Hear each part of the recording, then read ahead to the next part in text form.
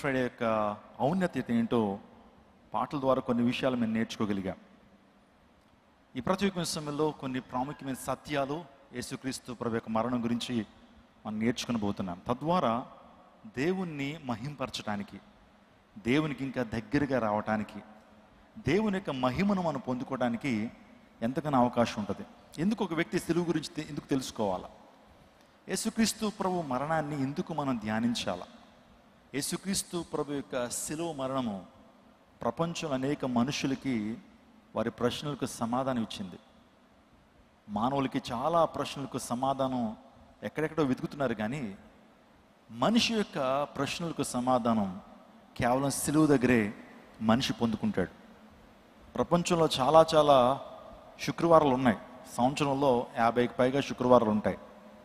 కానీ ఈ శుక్రవారాన్ని ఎందుకు శుభ శుక్రవారం అంటున్నారు? ఎందుకు గుడ్ ఫ్రైడే అని ఎందుకు పిలుస్తున్నారు? వాస్తవానికి క్రైస్తవులుగా, క్రీస్తు ప్రభుని ఆరాధించేటువంటి వారుగా మన ప్రభువు, మన రక్షకుడు చనిపోయినటువంటి దినం ఇది. వాస్తవానికి శుభం ఎలా అవుతుంది? ఎందుకు ఆస్పీషియస్ అవుతుంది? ఎందుకు గుడ్ ఫ్రైడే అని పిలిచారు? ఆలోచన చేశారు ఎప్పుడైనా సరే? యేసుక్రీస్తు ప్రభు యొక్క మరణం ఈ ప్రపంచానికి దీవెన. యేసుక్రీస్తు ప్రభు యొక్క మరణము ప్రపంచానికి రక్షణను కలుగు చేసింది. యేసుక్రీస్తు ప్రభు యొక్క మరణము ప్రపంచానికి విమోచన కార్యాన్ని ఇవ్వగలిగింది. ఈ రోజున ప్రజలకి ఇది ఎంతో ఆశీర్వాదకరం. యేసుక్రీస్తు ప్రభు యొక్క మరణము మనందరికీ దీవెన అనే విషయాన్ని మీకు జ్ఞాపకం చేస్తున్నాను. యేసుక్రీస్తు ప్రభు వారు వాస్తవానికి మరణించడానికి యేసు ప్రభు వారు ఈ లోకానికి వచ్చారు. అందును బట్టే చాలా సందర్భాల్లో యేసుక్రీస్తు ప్రభు యొక్క మరణాన్ని ఎలాగన్నా అడ్డుకోవాలని చాలామంది ప్రయత్నం చేశారు. పేతురు ఒక సందర్భంలో ఆ సిలువ నీకు దూరం అగునుగాక అంటాడు. ఆ సిలువ నీకు దూరం అగునుగాక అంటే ప్రభు ఏమంటాడు తెలుసా? సాతానా నా వెనుకకు పొమ్ము అంటాడు.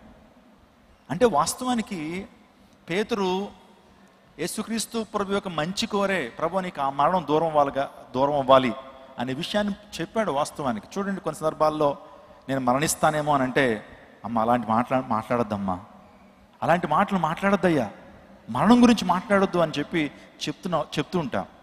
పేతురు కూడా అదే విషయం, అదే సందర్భంలో ప్రభు ఆ సిలువ నీకు దూరం అగును గాక, ఆ మరణం నీకు దూరం అగును గాక అంటే ప్రభు ఏమంటాడు తెలుసా? శబాష్ అన్నాడా?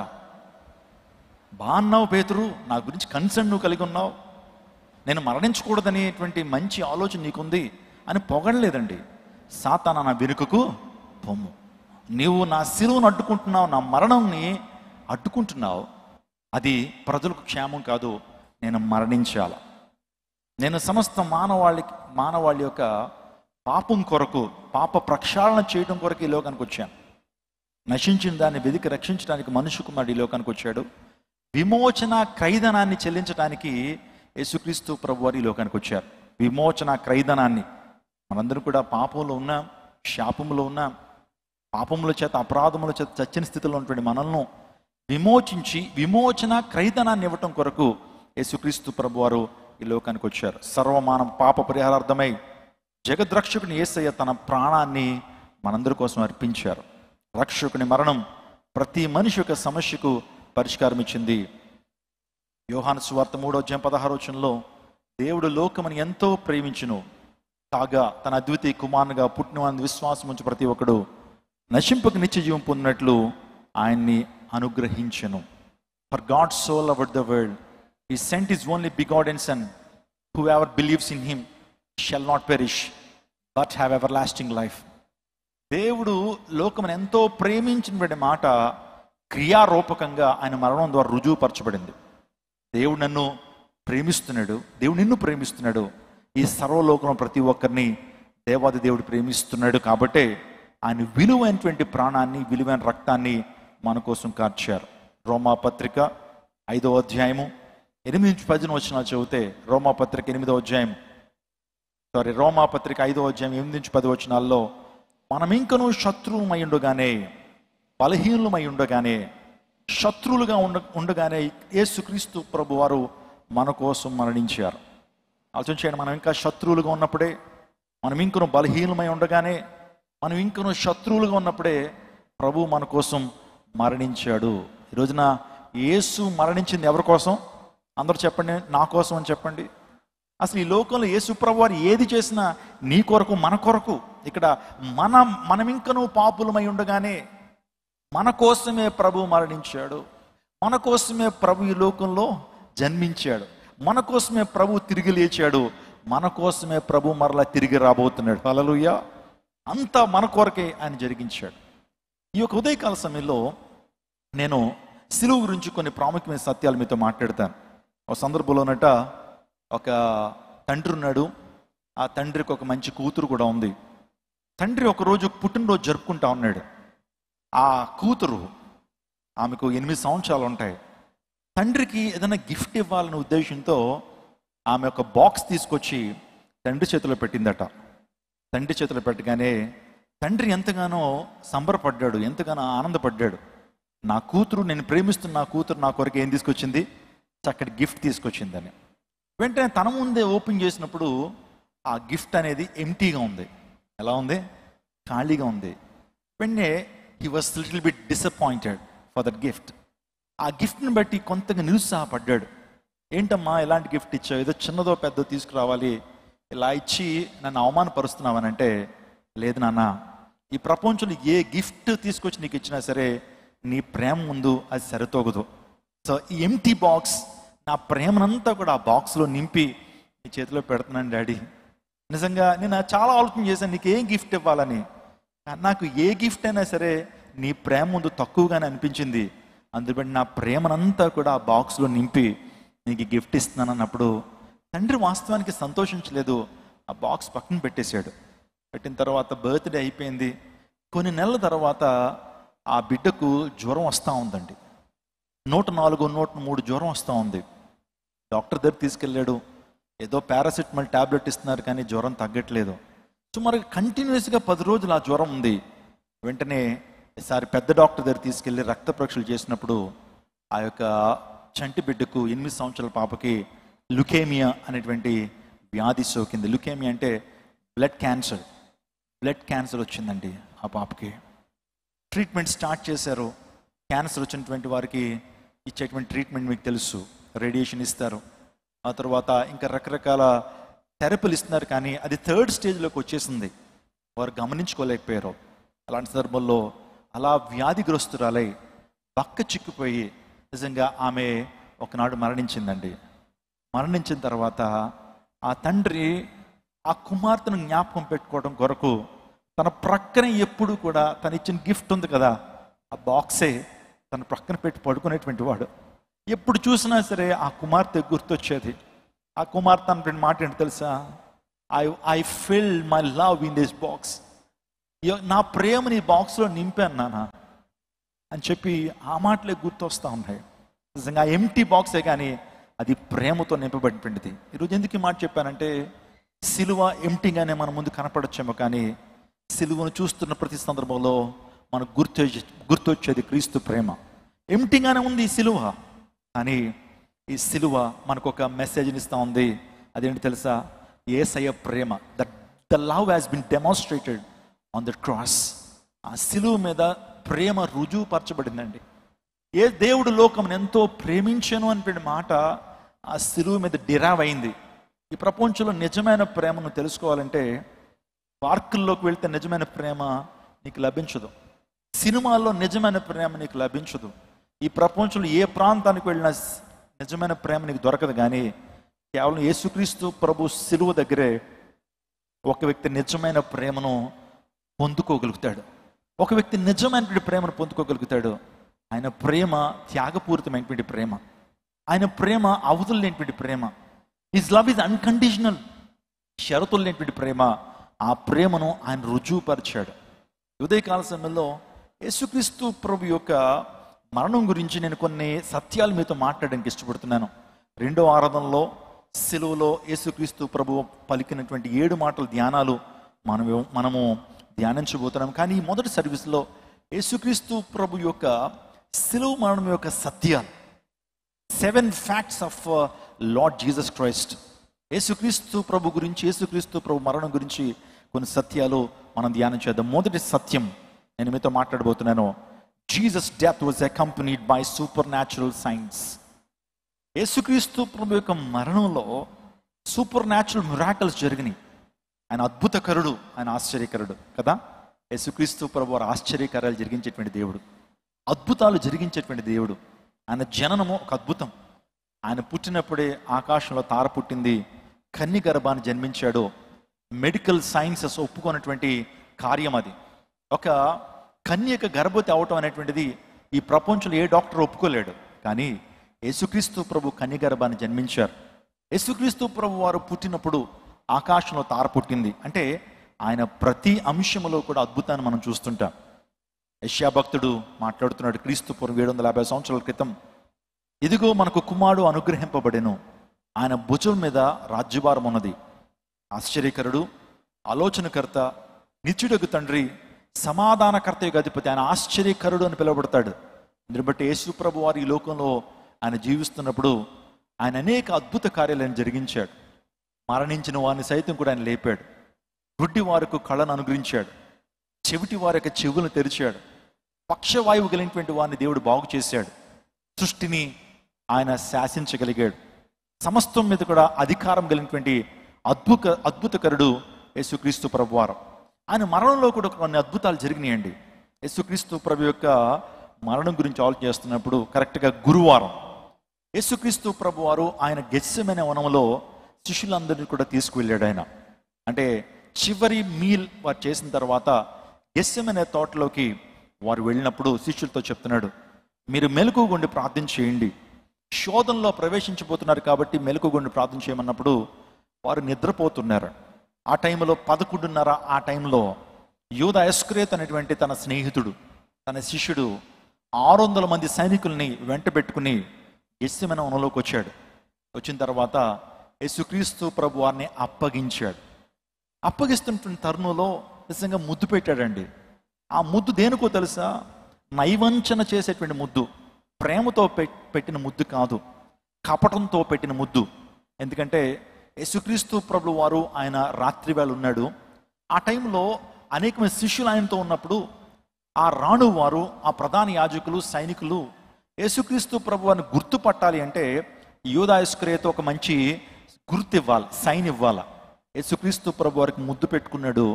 యేసుక్రీస్తు ప్రభు వారిని అప్పగించిన తర్వాత 600 మంది సైనికులు వారితో పాటు కర్రలు తీసుకొచ్చారు, బడితలు తీసుకొచ్చారు, కోడాలు తీసుకొచ్చారు. యేసుక్రీస్తు ప్రభు వారిని బంధించి అరెస్ట్ చేసి ఆయన్ని తీసుకెళ్తా ఉన్నారు. తీసుకెళ్తా ఉన్నప్పుడు దారి మధ్యలో కొడుతూ ఉన్నారు యేసుక్రీస్తు ప్రభు వారిని. దారి మధ్యలో ఆ యొక్క కర్రలతో కొడుతూ ఉన్నారు, బాధిస్తున్నారు. మానసికంగా కృంగిపోయేటువంటి మాటలు పలుకుతూ ఉన్నారు. బండ బూతులు ఆయన తిడతా ఉన్నారు. తీసుకెళ్తున్నప్పుడు ఆ ప్రాంతంలో ప్రధాన యాజకుడు కైపా దగ్గర తీసుకువెళ్ళారు.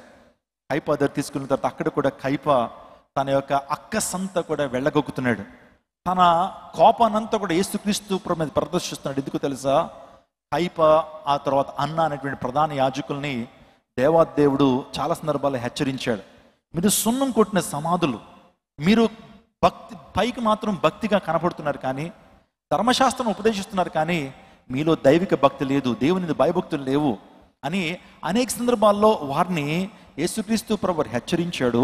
ఒక రకంగా చెప్పాలంటే వారి వ్యాపారానికి అడ్డు తగిలినటువంటి ఆ యేసుక్రీస్తు ప్రభు వారు ఎప్పుడైతే తన చేతుల దగ్గరకు వచ్చాడో, తన కాళ్ళ దగ్గరకు వచ్చాడో, ఆ కైపా అన్నాలు ఇద్దరు కూడా భయంకరమైన రీతిలో పరుషమైన మాటల ద్వారా యేసుని బాధిస్తున్నారు. ఆ సందర్భంలో సన్హెద్రిన్ అనేటువంటి ఒక సభ దగ్గర తీసుకువెళ్ళారు. సన్హెద్రిన్ అంటే అర్థం ఏంటంటే యూదులకి ఒక ప్రత్యేకమైనటువంటి ప్రాంతం ఉంటుంది. అక్కడ యూదులందరూ కూడా రిజల్యూషన్స్ పాస్ చేస్తారు. మీకు బాగా అర్థం కావాలంటే మన స్టేట్కి అసెంబ్లీ ఉంటుంది. అసెంబ్లీలోనే ఏ బిల్ అన్నా పాస్ అవుతూ ఉంటుంది. అక్కడే రాష్ట్రం కొరకు నిర్ణయాలు తీసుకుంటారు. అదే సెంట్రల్కి వెళ్ళిపోతే పార్లమెంట్ ఉంటుంది. పార్లమెంట్లో ఆ ఎంపీలు, మెంబర్ ఆఫ్ పార్లమెంట్ వారు రిజల్యూషన్స్, బిల్స్ అనేటువంటివి అక్కడ ఏం చేస్తారంటే ఆమోదిస్తారు. అటువంటి ప్రాంతం యూదులకు ఒక సమాజ ఒక కోర్ట్ లాంటిది ఉంది, సన్హెద్రిన్ అంటారు. 70 మందికి పైగా సభ్యులు అందులో ఉంటారు. అక్కడ తీసుకెళ్లారు. వారి ప్రధానులతో కూడా యేసుక్రీస్తు ప్రభువుని అవమానించారు. ఆ తర్వాత యేసుక్రీస్తు ప్రభు వారిని పిలాతు దగ్గరికి పంపించారు. చూడండి, మీరు జాగ్రత్తగా ఆలోచన చేస్తే ఒక రాత్రి వేళల్లో ఒక ముద్దయ్య అనుకోండి, ఒక నేరం చేసినటువంటి వాడైనా ఇన్ని న్యాయస్థానాల దగ్గర ముందు నిలబెట్టరండి. రాత్రి వేళల్లో పగలు న్యాయస్థానాలు ఉంటాయి కానీ యేసుక్రీస్తు ప్రభు వారికి అన్యాయపు తీర్పు తీరుస్తున్నారు కాబట్టి ఆయన ఎక్కడ తీసుకెళ్తా ఉన్నారు? రాత్రి వేళ అనేక మంది దగ్గర తీసుకువెళ్తూ ఇబ్బంది పెడతా ఉన్నారండి. ఆయన కొడుతూ తీసుకెళ్తా ఉన్నారు, తిడుతూ తీసుకెళ్తున్నారు. ఆయనతో పాటు ఎవ్వరూ లేరు, ఆయన ఒక్కడే ఉన్నాడు. ఆయన శిష్యులు కూడా ఆయన విడిచిపెట్టేశారు.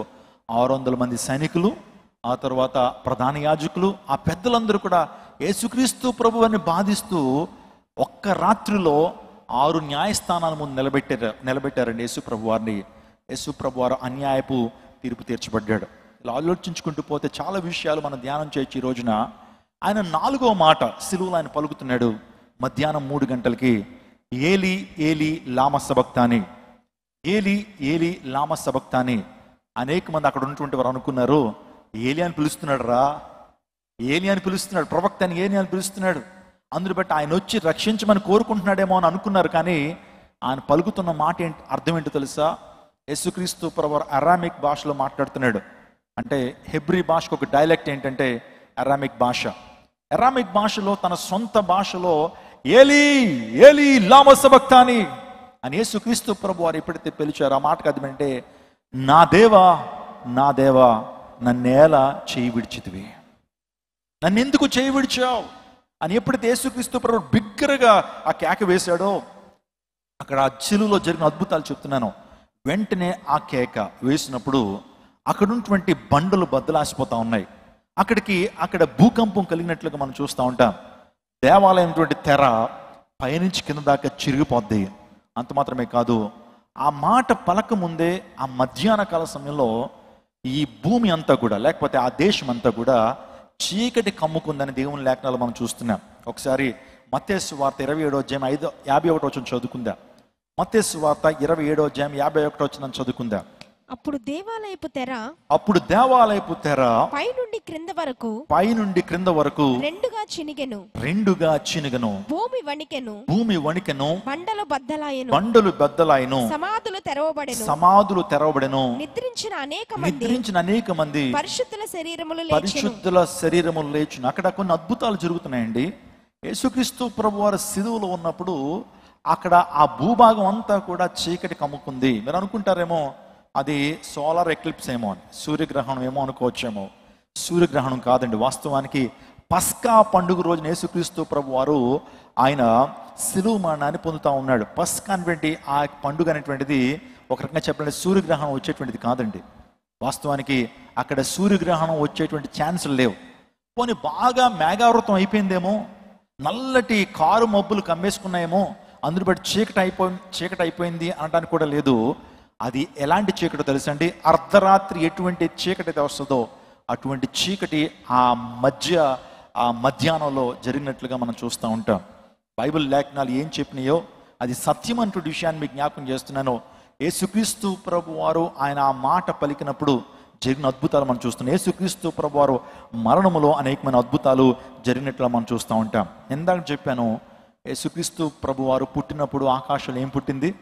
తార పుట్టింది. అదే ఈ లోకాన్ని ఆయన విడిచి వెళ్ళిపోతున్నప్పుడు యేసుక్రీస్తు ప్రభులు వారు ఆయన మరణిస్తున్నప్పుడు సూర్యుడే కనుమరుగైపోయాడు. ఆయన పుట్టినప్పుడు గొప్ప వెలుగు అనేటువంటిది ఈ లోకానికి వచ్చింది. ఆయన ఈ లోకంలో ఆయన నిష్క్రమిస్తున్నప్పుడు సమస్త మానవాళి పాప ప్రక్షాళన నిమిత్తం ఆయన యొక్క అమూల్యమైనటువంటి రక్తాన్ని ప్రాణాన్ని పెడుతున్నప్పుడు ఆ వెలుగు అనేది కనుమరుగైపోయింది. నీతి సూర్యుడు యేసుక్రీస్తు ప్రభు వారే ఈ లోకానికి వెలిగిస్తున్నప్పుడు నా వెలుగు ఏ పాటిది అనుకుందేమో సూర్యుడు, నా వెలుగు ఏ పాటిది అనుకుంది, ఇక నుంచి ఈ సర్వలోకానికి నా వెలుగు కాదు, యేసుక్రీస్తు ప్రభు యొక్క వెలుగు ఈ లోకానికి ప్రసరించబోతా ఉంది కాబట్టి నా వెలుగు ఏ పాటిది అనుకుందేమో సూర్యుడు. అందరి బట్టి సూర్యుడు కనుమరుగైపోయాడు. అంత మాత్రమే కాదు, దేవాలయంలో తెర పైనుంచి కిందకి చిరిగినట్లుగా మనం చూస్తూ ఉంటాం. దేవాలయపు తెర చిరిగింది. చూడండి, చాలా జాగ్రత్తగా ఈ చరిత్రను ఆలోచన చేయాలి. యెరూషలేములో ఒక గొప్ప దేవాలయం ఉందండి. ఆ దేవాలయం వాస్తవానికి మొదటిసారిగా సోల్మన్ అనేటువంటి ఆ గొప్ప రాజు అద్భుతమైనటువంటి దేవాలయాన్ని యెరూషలేములో కట్టాడు. ఆ తర్వాత శత్రువుల చేత నాశనం చేయబడింది. ఆ తర్వాత హేరోద్ అనేటువంటి ఒక రాజు ఆ దేవాలయాన్ని కట్టడానికి మరలా పూనుకున్నాడు. ఎన్ని సంవత్సరాలు కడతాడు తెలుసండి? కరెక్ట్గా 46 సంవత్సరాలు ఆ దేవాలయం కట్టబడింది. ఆ దేవాలయము అద్భుతమైన దేవాలయం ఉన్నప్పుడు చూడండి, ఆ దేవాలయంలో పైనుంచి ఒక తెర అనేది ఆ ప్రాంతంలో నిర్మించబడింది. ఆ తెర అంటే మామూలుగా మన ఇంట్లో కర్టెన్ లాంటిది కాదు, ఇక్కడ నల్ల తెర లాంటిది కాదు. ఆ తెర చాలా మందం కలిగినటువంటిది. ఆ తెరకు చాలా ప్రత్యేకత ఉన్నదనే విషయాన్ని మీకు జ్ఞాపకం చేస్తున్నాను. చరిత్రకారులు ఆల్బర్ట్ అనేటువంటి ఒక చరిత్రకారుడు ఆ తెర గురించి చాలా విషయాలు ప్రపంచానికి అందించాడు.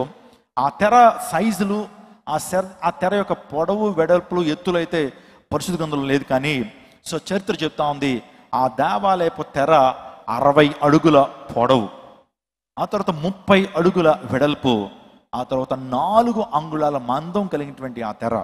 అంటే 4 అంగుళాల మందం అంటే వాస్తవానికి ఈ హ్యాండ్ చూస్తున్నారు కదండి, ఇంత మందం ఉంటుంది. ఇంత మందం కలిగినటువంటి ఆ తెర ఏ ఒక్కరి యొక్క సహాయం లేకుండా, ఏ ఒక్కరి యొక్క ప్రమేయం లేకుండా దానికి అదే పైనుంచి చిరిగిపోయినట్లుగా దేవుని లేఖనాల్లో మనం చూస్తున్నాం. ఏంటి దీని అర్థం? ఏంది? ఎందుకు చిరిగిపోయింది ఆ దేవాలయపు తెర? ఆ దేవాలయం తెర గనక ఎవరైనా సరే బాగు చేయాలన్నా, దాన్ని తీయాలన్నా సరే గుర్రాలని, ఏనుగుల్ని తీసుకురావాలండి. ఆ తెరను దింపటానికి, లేకపోతే ఆ తెరను చింపాలంటే కొన్ని వందల గుర్రాలు తీసుకురావాలి, ఏనుగులు తీసుకురావాలి. అప్పుడే ఆ తెర చిరుగుతుంది. కానీ ఏ ఒక్కరి ప్రమేయం లేకుండా ఆ తెర అలా చిరిగిపోయింది. ఆ తెర రంగులు చెప్తున్నాను. ఆ తెర నీల, ధూమ్ర, రక్త వర్ణములతో ఉండేటువంటి ఆ తెర అది ఎందుకు చిరిగిపోయింది అని ఆలోచన చేస్తే చాలా జాగ్రత్తగా మీరు ఎక్స్ప్లెనేషన్ వినాలా. అతి పరిశుద్ధ స్థలం అనేటువంటిది ఒకటి ఉంది. మీరు పాత నిబంధన కాలంలో ప్రత్యక్ష గుడారం అనేటువంటి ఒక ప్రత్యేకమైనటువంటి అంశం గురించి మనం ధ్యానం చేస్తుంటాం. ప్రత్యక్ష గుడారంలో ఆవరణము, ఆ తర్వాత పరిశుద్ధ స్థలము, అతి పరిశుద్ధ స్థలము. మీరు కూర్చున్నారు కదా, మీరు కూర్చున్న ప్రాంతాన్ని ఆవరణం అనుకోవచ్చు, నేను నిలబడిన ప్రాంతాన్ని పరిశుద్ధ స్థలం అనుకోవచ్చు, ఆ తర్వాత లోపల ఉన్నటువంటి అది అతి పరిశుద్ధ స్థలం అనుకోవచ్చు. పరిశుద్ధ స్థలానికి, అతి పరిశుద్ధ స్థలానికి ఇక్కడ ఏ విధంగా తెర ఏ విధంగా కనబడతా ఉందో, ప్రత్యక్ష గుడారంలో ఆ తెర ఉండేది. లోపలికి ఎవరన్నా వెళ్ళాలి అంటే ద మోస్ట్ హోలీ ప్లేస్, అతి పరిశుద్ధ స్థలానికి ఎవరన్నా వెళ్ళాలంటే ప్రధాన యాజకుడు, చీఫ్ ప్రీస్ట్ కూడా సంవత్సరానికి ఒక్కసారి మాత్రమే వెళ్ళాలండి. మీరు చూస్తున్నారు ఆ తెర, స్క్రీన్లో మీరు చూస్తున్నారు. ఆ తెర లోపలికి ఎప్పుడు పెడితే అప్పుడు వెళ్ళడానికి లేదు. ఆ తెరలోనికి ఎవరు పెడితే వారు వెళ్ళడానికి లేదు. ప్రధాన యాజకుడు మాత్రమే, అతి పరిశుద్ధుడైనటువంటి ప్రధాన యాజకుడు మాత్రమే సంవత్సరానికి ఒక్కసారి వెళ్ళి అక్కడ దేవునికి బలి అర్పించాలా, మనుషుల కోసం విజ్ఞాపన చేయాలి. ఒకవేళ ఆ ప్రధాన యాజకులు ఏదైనా లోపం ఉంటే, ఏదైనా పాపము తన మనసులో చేసినా సరే, తన జీవితంలో పాపం చేస్తూ ఆ ప్రాంతానికి వెళితే అక్కడే చనిపోతాడండి. ఎందుకంటే అంత పరిశుద్ధ స్థలము, దేవుని మహిమ నేరుగా దిగి వచ్చేటువంటి స్థలము. ఇప్పుడు చూడండి, యేసుక్రీస్తు ప్రభు వారు ఆయన ఎప్పుడైతే సిలువలో మరణిస్తున్నాడో, మనలో జరిగిన అద్భుతం ఏంటంటే ఆ దేవాలయం తెర పైనుంచి కింద దాకా చిరిగిపోయింది. అంటే ఇప్పుడు ఎవరైనా లోపలికి వెళ్ళొచ్చు కదా. దాని అర్థం ఏంటంటే అతి పరిశుద్ధ స్థలం అంటే దేవుడు నివసించేటువంటి స్థలము. దేవుని యొక్క సన్నిధికి ఇంకా నేరుగా ప్రతి ఒక్కరు కూడా చేరుకోవచ్చు. యేసుక్రీస్తు ప్రభు వారు మనుషులకి దేవుడికి ఉన్నటువంటి ఆ యొక్క వైవిధ్యాన్ని, మనుషులకి దేవునికి ఉన్నటువంటి ఆ యొక్క అద్దు తెరను ఆయన చింపేశాడు. అంటే ఇంకా నేరుగా అందరూ కూడా అతి పరిశుద్ధ స్థలమైనటువంటి పరలోక రాజ్యానికి చేరుకోవచ్చు. ఇంకెవరి యొక్క మీడియేటింగ్ అక్కర్లా, మరి ఎవరి యొక్క మధ్యవర్తిత్వం అక్కర్లేదనే విషయాన్ని దేవుడు రుజువుపరుస్తూ ఉన్నాడు. నిజంగా అడ్డు తెరను తొలగించి ఉభయులకు సమాధానాన్ని కలిగించినటువంటి వాడు యేసుక్రీస్తు ప్రభువారు. పాపం చేయటం ద్వారా మనిషికి దేవునికి మధ్య అసమాధానము ఏర్పడింది. ఆదాము అవ్వలిద్దరూ కూడా పాపం చేయటం ద్వారా ఏం జరిగిందో తెలుసండి, దేవునికి మానవునికి ఉన్నటువంటి సంబంధం తెగిపోయిందండి. పాపం ఎప్పుడైతే చేస్తామో మన జీవితంలో దేవునికి మనకు ఉన్నటువంటి సంబంధం తెగిపోతుంది. కానీ యేసుక్రీస్తు ప్రభు వారి లోకానికి వచ్చి మరలా ఆ సంబంధాన్ని ఏం చేశాడైనా తిరిగి నిర్మించాడైనా. తిరిగి తండ్రి చేతిని మనుషుల చేతికి అంటే మనకి అప్పగించి ఆయన అడ్డు తెరను ఆయన చింపాడు అనేటువంటి విషయాన్ని మీరు జ్ఞాపకం చేసుకోవాలి. ఇంకా ఏం జరిగింది అని ఆలోచన చేస్తే అక్కడ భూకంపం వచ్చినట్లుగా మనం చూస్తుంటాం. అక్కడ ఉన్నటువంటి ప్రధాన యాజకులు ఆ ప్రాంతంలో ఉన్నారు. ఆ తర్వాత యేసుక్రీస్తు ప్రభువాకి సిలువ మరణాన్ని ఎగ్జిక్యూట్ చేస్తున్నటువంటి సెంచురియన్ ఉన్నాడు. సెంచురియన్ అంటే శతాధిపతి. రోమా ప్రభుత్వానికి కొంతమంది శతాధిపతులు వారిని నిర్మిస్తుండేటువంటి వారు, కొంతమంది నియమిస్తుండేటువంటి వారు. ఆ శతాధిపతులు ఎవరనంటే వారి మధ్య, ప్రజల మధ్య వారు ఉంటారు. ఒక్కొక్కరికి 100 మంది సైనికులు వారికి ఇస్తారనమాట. అందుని బట్టి వారిని శతాధిపతులు అన్నారు. అంటే 100 మంది సైనికుల మీద అధిపతిగా ఉన్నటువంటి వారిని సెంచురియన్, శతాధిపతి అని పిలుస్తారు. శతాధిపతి ఉన్నాడు లాజినస్. అతని పేరేంటి? లాజినస్ యేసుక్రీస్తు ప్రభు యొక్క ఆయన తీర్పు చూస్తున్నాడు. యేసుక్రీస్తు ప్రభువాన్ని ఆ కొరడాలతో కొట్టిన దృశ్యాన్ని చూస్తూ ఉన్నాడు. యేసుక్రీస్తు ప్రభు వారిని ఆయన గొల్గతా అనేటువంటి ఆ పర్వతానికి తీసుకెళ్ళి దృశ్యాన్ని చూస్తున్నాడు. యెరూషలేము నుంచి గొల్గతా పర్వతానికి సుమారుగా 0.65 km అండి. అది 0.65 అంటే సుమారుగా అర కిలోమీటర్ కంటే కొద్ది దూరమే, 60 పర్లాంగులు ఉంటుంది అది. అంటే యెరూషలేము నుంచి గొల్గతా పర్వతానికి ఇంత దూరాన్ని భారభరితమైనటువంటి సిలువను, సుమారుగా 100 నుంచి 150 కిలోలు కలిగినటువంటి ఆ సిలువను ఆయన మోసుకుంటూ వెళ్తున్న దృశ్యాన్ని చూస్తున్నాడు. ఆ గొల్గతా పర్వతం మీద యేసుక్రీస్తు ప్రభు వారిని మేకులతో కొట్టడం చూశాడు. మేకులు అనేవి మనందరం చాలా అనుకుంటాం, మేకులు అనేవి యేసుక్రీస్తు ప్రభు వారికి ఈ ప్రాంతంలో కొట్టారని. కాదండి, ఈ ప్రాంతంలో కొడితే సిలువ మీద వేలాడదీయలేడు. యేసుక్రీస్తు ప్రభుని ఈ ప్రాంతంలో కొడితే సిలువ మీద ఆయన వేలాడలేడు. అందుని బట్టే ఆయన ఎక్కడ కొట్టారంటే ఈ ప్రాంతంలో కొట్టారండి. అంటే ఇక్కడ ఓ బోన్ ఉంటుంది, ఇక్కడి నుంచి ఓ బోన్ ఉంటుంది, ఇక్కడ ఓ బోన్ ఉంటుంది. ఈ ప్రాంతంలో యేసుక్రీస్తు ప్రభు వారిని కొట్టినప్పుడు నిజంగా ఆ యొక్క చేతుల మీదుగా ఆయన సిలువ మీద వేలాడినట్లుగా మనం చూస్తుంటాం. అట్ ద సేమ్ టైం కాళ్ళ మీద కూడా అదే ప్రాంతంలో కొట్టడం ద్వారా సిలువ మీద ఆ చేతుల మీద ఆయన ఎలా వేలాడదీయబడ్డాడు. కొన్ని సందర్భాల్లో చేతుల మీద వేలాడుతున్నాడు, ఆ తర్వాత చేతులు నొప్పెట్టినప్పుడు అది ఈ భాగాలు, ఈ కండరాలన్నీ కూడా బాగా సలుపు వస్తున్నప్పుడు కాళ్ళ మీద నిలబడతా ఉన్నాడు. అలా నిలబడటం కూడా చాలా ప్రయాస, చాలా బాధ. చాలామంది అనుకుంటారు సిలువ అనేది బాగా ఇలా చెక్కబడి ఉంటుందేమో అనుకోవద్దండి. సిలువ అనేది ఒక మ్రాను. సిలువ అనేది ఏంటి? ఒక మ్రాను. బెరడుతోనే ఉంటుంది అది, దాన్ని చెక్కడం ఏముండదు, పేళ్ళుగానే ఉంటుంది ఆ సిలువ. యేసుక్రీస్తు ప్రభు వారిని కొరడాలతో కొట్టారు. ఆ వీపంతా కూడా నాగటి చాల వలె దున్నబడింది. నిజంగా ఆ కొరడాలు చాలా భయంకరమైన కొరడాలండి. ఒక్కొక్క దెబ్బకు సుమారుగా 16 చోట్ల ఆ యొక్క శరీరం చీలిపోద్ది. ఆ యొక్క రోమన్ కొరడాల గురించి ఆలోచన చేస్తూ ఉన్నప్పుడు ఆ రోమన్ కొరడాలు కొట్టేటువంటి విధానాన్ని ఏమంటారంటే స్కాచింగ్ అని పిలుస్తారు ఇంగ్లీష్లో. అంటే బీటింగ్ అనేటువంటి మాట ఉపయోగించడం. స్కాచింగ్ అంటే అర్థం ఏంటంటే విపరీతమైనటువంటి బాధ అండి. వాస్తవానికి ఆ కొరడాలు ఎలా ఉంటాయంటే దాని చుట్టూరు కూడా దాని యొక్క చివర్లో ఏం చేస్తారంటే కొన్ని ఇనుముతో చేయబడినటువంటి బాల్స్ ఉంటాయి దానికి. ఆ తర్వాత ఎముకలతో సూదిగా చెక్కబడినటువంటి గ్యాలప్ ముళ్ళు లాంటివి ఉంటాయి. ఒక్కసారి ఆ యొక్క కొరడాతో కొట్టినప్పుడు 16 చోట్ల ఏమవుతుందంటే ఆ బాల్స్ వెళ్ళి తగలటం ద్వారా, గట్టిగా తగలటం ద్వారా, ఐరన్ బాల్స్ తగలటం ద్వారా ఫస్ట్ బొబ్బ కడుతుంది శరీరం. ఇలా బొబ్బ వచ్చేస్తుంది. వచ్చిన తర్వాత నెక్స్ట్ టైం మరలా కొట్టినప్పుడు ఏమవుతుందంటే ఆ బొబ్బ పగిలిపోయి నిజంగా మన యొక్క స్కిన్ మనం ఆలోచన చేస్తే ఎపిడెర్మిస్ అనేటువంటిది ఉంటుంది కదా, పై స్కిన్ ఏమంటారు. ఇక్కడ చాలామంది డాక్టర్స్ చదువుకున్నటువంటి వారు, చాలామంది మెడికల్ ప్రాక్టీషనర్స్ ఉంటే పై చర్మాన్ని ఎపిడెర్మిస్ అంటారు, లోపల డెర్మిస్ ఉంటుంది. లోపల శరీరాన్ని ఏమంటారు? డెర్మిస్ అంటారు. ఆ డెర్మిస్లో ఈ యొక్క బ్లడ్ వెజల్స్ ఉంటాయి. ఎప్పుడైతే పై యొక్క శరీరం మీద కొట్టినప్పుడు బొబ్బ ఏర్పడింది, రెండోసారి కొట్టినప్పుడు అదే ప్రాంతంలో తగిలినప్పుడు ఆ బొబ్బ చిరిగిపోయి ఎపిడెర్మిస్లోకి ఆ యొక్క ముళ్ళు దిగిపోయి, లేకపోతే నేను చెప్పినటువంటి గ్యాలప్ ముళ్ళు లాంటి దిగిపోయేటప్పటికి భయంకరమైన రక్తస్రావం వచ్చేస్తుందండి. శరీరంలోంచి భయంకరమైన రక్తము భయంకరంగా కారిపోతూ ఉంటుంది.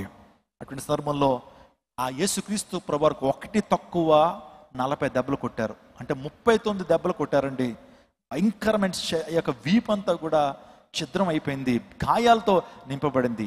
అలాంటి సందర్భాలు ఏం చేశారు చెప్పమంటారా? అలా గాయాలు కొట్టిన తర్వాత యేసుక్రీస్తు ప్రభు యొక్క దేహానికి ఒక నార బట్టను చుట్టారండి. ఆయనకు ఒక బట్ట ధరించారు. బట్ట ధరిస్తే మీరు చూడండి, నారబట్ట గోని సంచిలో ఉండేటువంటి ఆ బట్టను ఎప్పుడైతే ఆ గాయాల మీద ఆ యేసుక్రీస్తు ప్రభు వారికి కప్పారో, మళ్ళా బెత్తాలు తీసుకుని కొట్టేటప్పటికి ఆ గాయాలకి ఈ వస్త్రం అంటుకుపోయింది. ఆ గాయాలకి ఏమైంది? ఈ యొక్క నారబట్ట ఏమైందంటే అంటుకుపోతే కాసేపటికి యేసుక్రీస్తు ప్రభు సిలువ దగ్గర తీసుకొచ్చేటప్పటికి ఆ నారబట్టని ఏ విధమైన కనికరం లేకుండా వెంటనే ఇలా లాగేస్తారండి. లాగేసేటప్పటికి ఆ గాయాలకు అంటుకుపోతుంది. ఆ వస్త్రం ఇలా లాగేటప్పటికి మరింత రక్తస్రావం కలుగుతుంది, మరింత బాధ కలుగుతుంది. సందర్భాల్లో మన గాయానికి ఏదైనా ప్లాస్టర్ అన్న వేస్తే, లేకపోతే దూదిని ఏదైనా పెడితే ఆ దూదిని తడిపి తీస్తూ ఉంటాం. అంతకు ఎండిపోయిన తర్వాత ఒక్కసారిగా లాగేస్తే ఎంత పెయిన్ కలుగుతుందో, అంతకంటే భయంకరమైన పెయిన్. శరీరం అంతా కూడా ఛిద్రం అయిపోతే వస్త్రాన్ని దానికి కప్పి ఆ గాయాలకి వస్త్రాన్ని అంటుకుపోయేలా చేసి వెంటనే లాగేసేటప్పటికి ఆ యొక్క శరీరం అంతా కూడా పై స్కిన్ అంతా కూడా రావటం భయంకరమైనటువంటి బాధ. ఎందుకు మాట చెప్తాను తెలుసా? యేసుక్రీస్తు ప్రభు ఎంతటి బాధ ఎవరి కోసం అనిపించాడు తెలుసా అండి? వాస్తవానికి తండ్రి అయినటువంటి దేవుడు యేసుక్రీస్తు ప్రభు అన్న ఆ టైంలో పాపంగా చూశాడండి. యేసుక్రీస్తు ప్రభు ఒక నరహంతకుడుగా తండ్రి కనపడ్డాడు. ఒక దొంగగా యేసుక్రీస్తు ప్రభు వారు తండ్రి కనపడ్డాడు. ఒక అబద్ధికుడుగా, ఒక మోసగాడిగా, అంటే యేసుక్రీస్తు ప్రభు వారు పాపంగా ఆయన చేయబడ్డాడు. ఆయన మన కొరకు ఆయన పాపంగా మార్చబడ్డాడు. ఆయన తండ్రి ఆ విధంగా చూశాడు.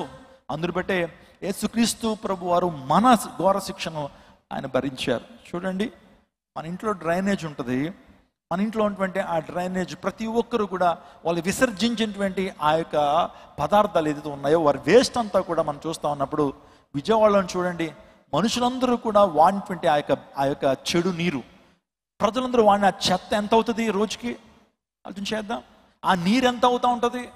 కానీ యేసుక్రీస్తు ప్రభు ఈ సర్వ ప్రపంచంలో ప్రతి ఒక్కరి పాపం ఎంత భయంకరమైన వాసన వస్తుందో మీరు ఆలోచన చేయండి.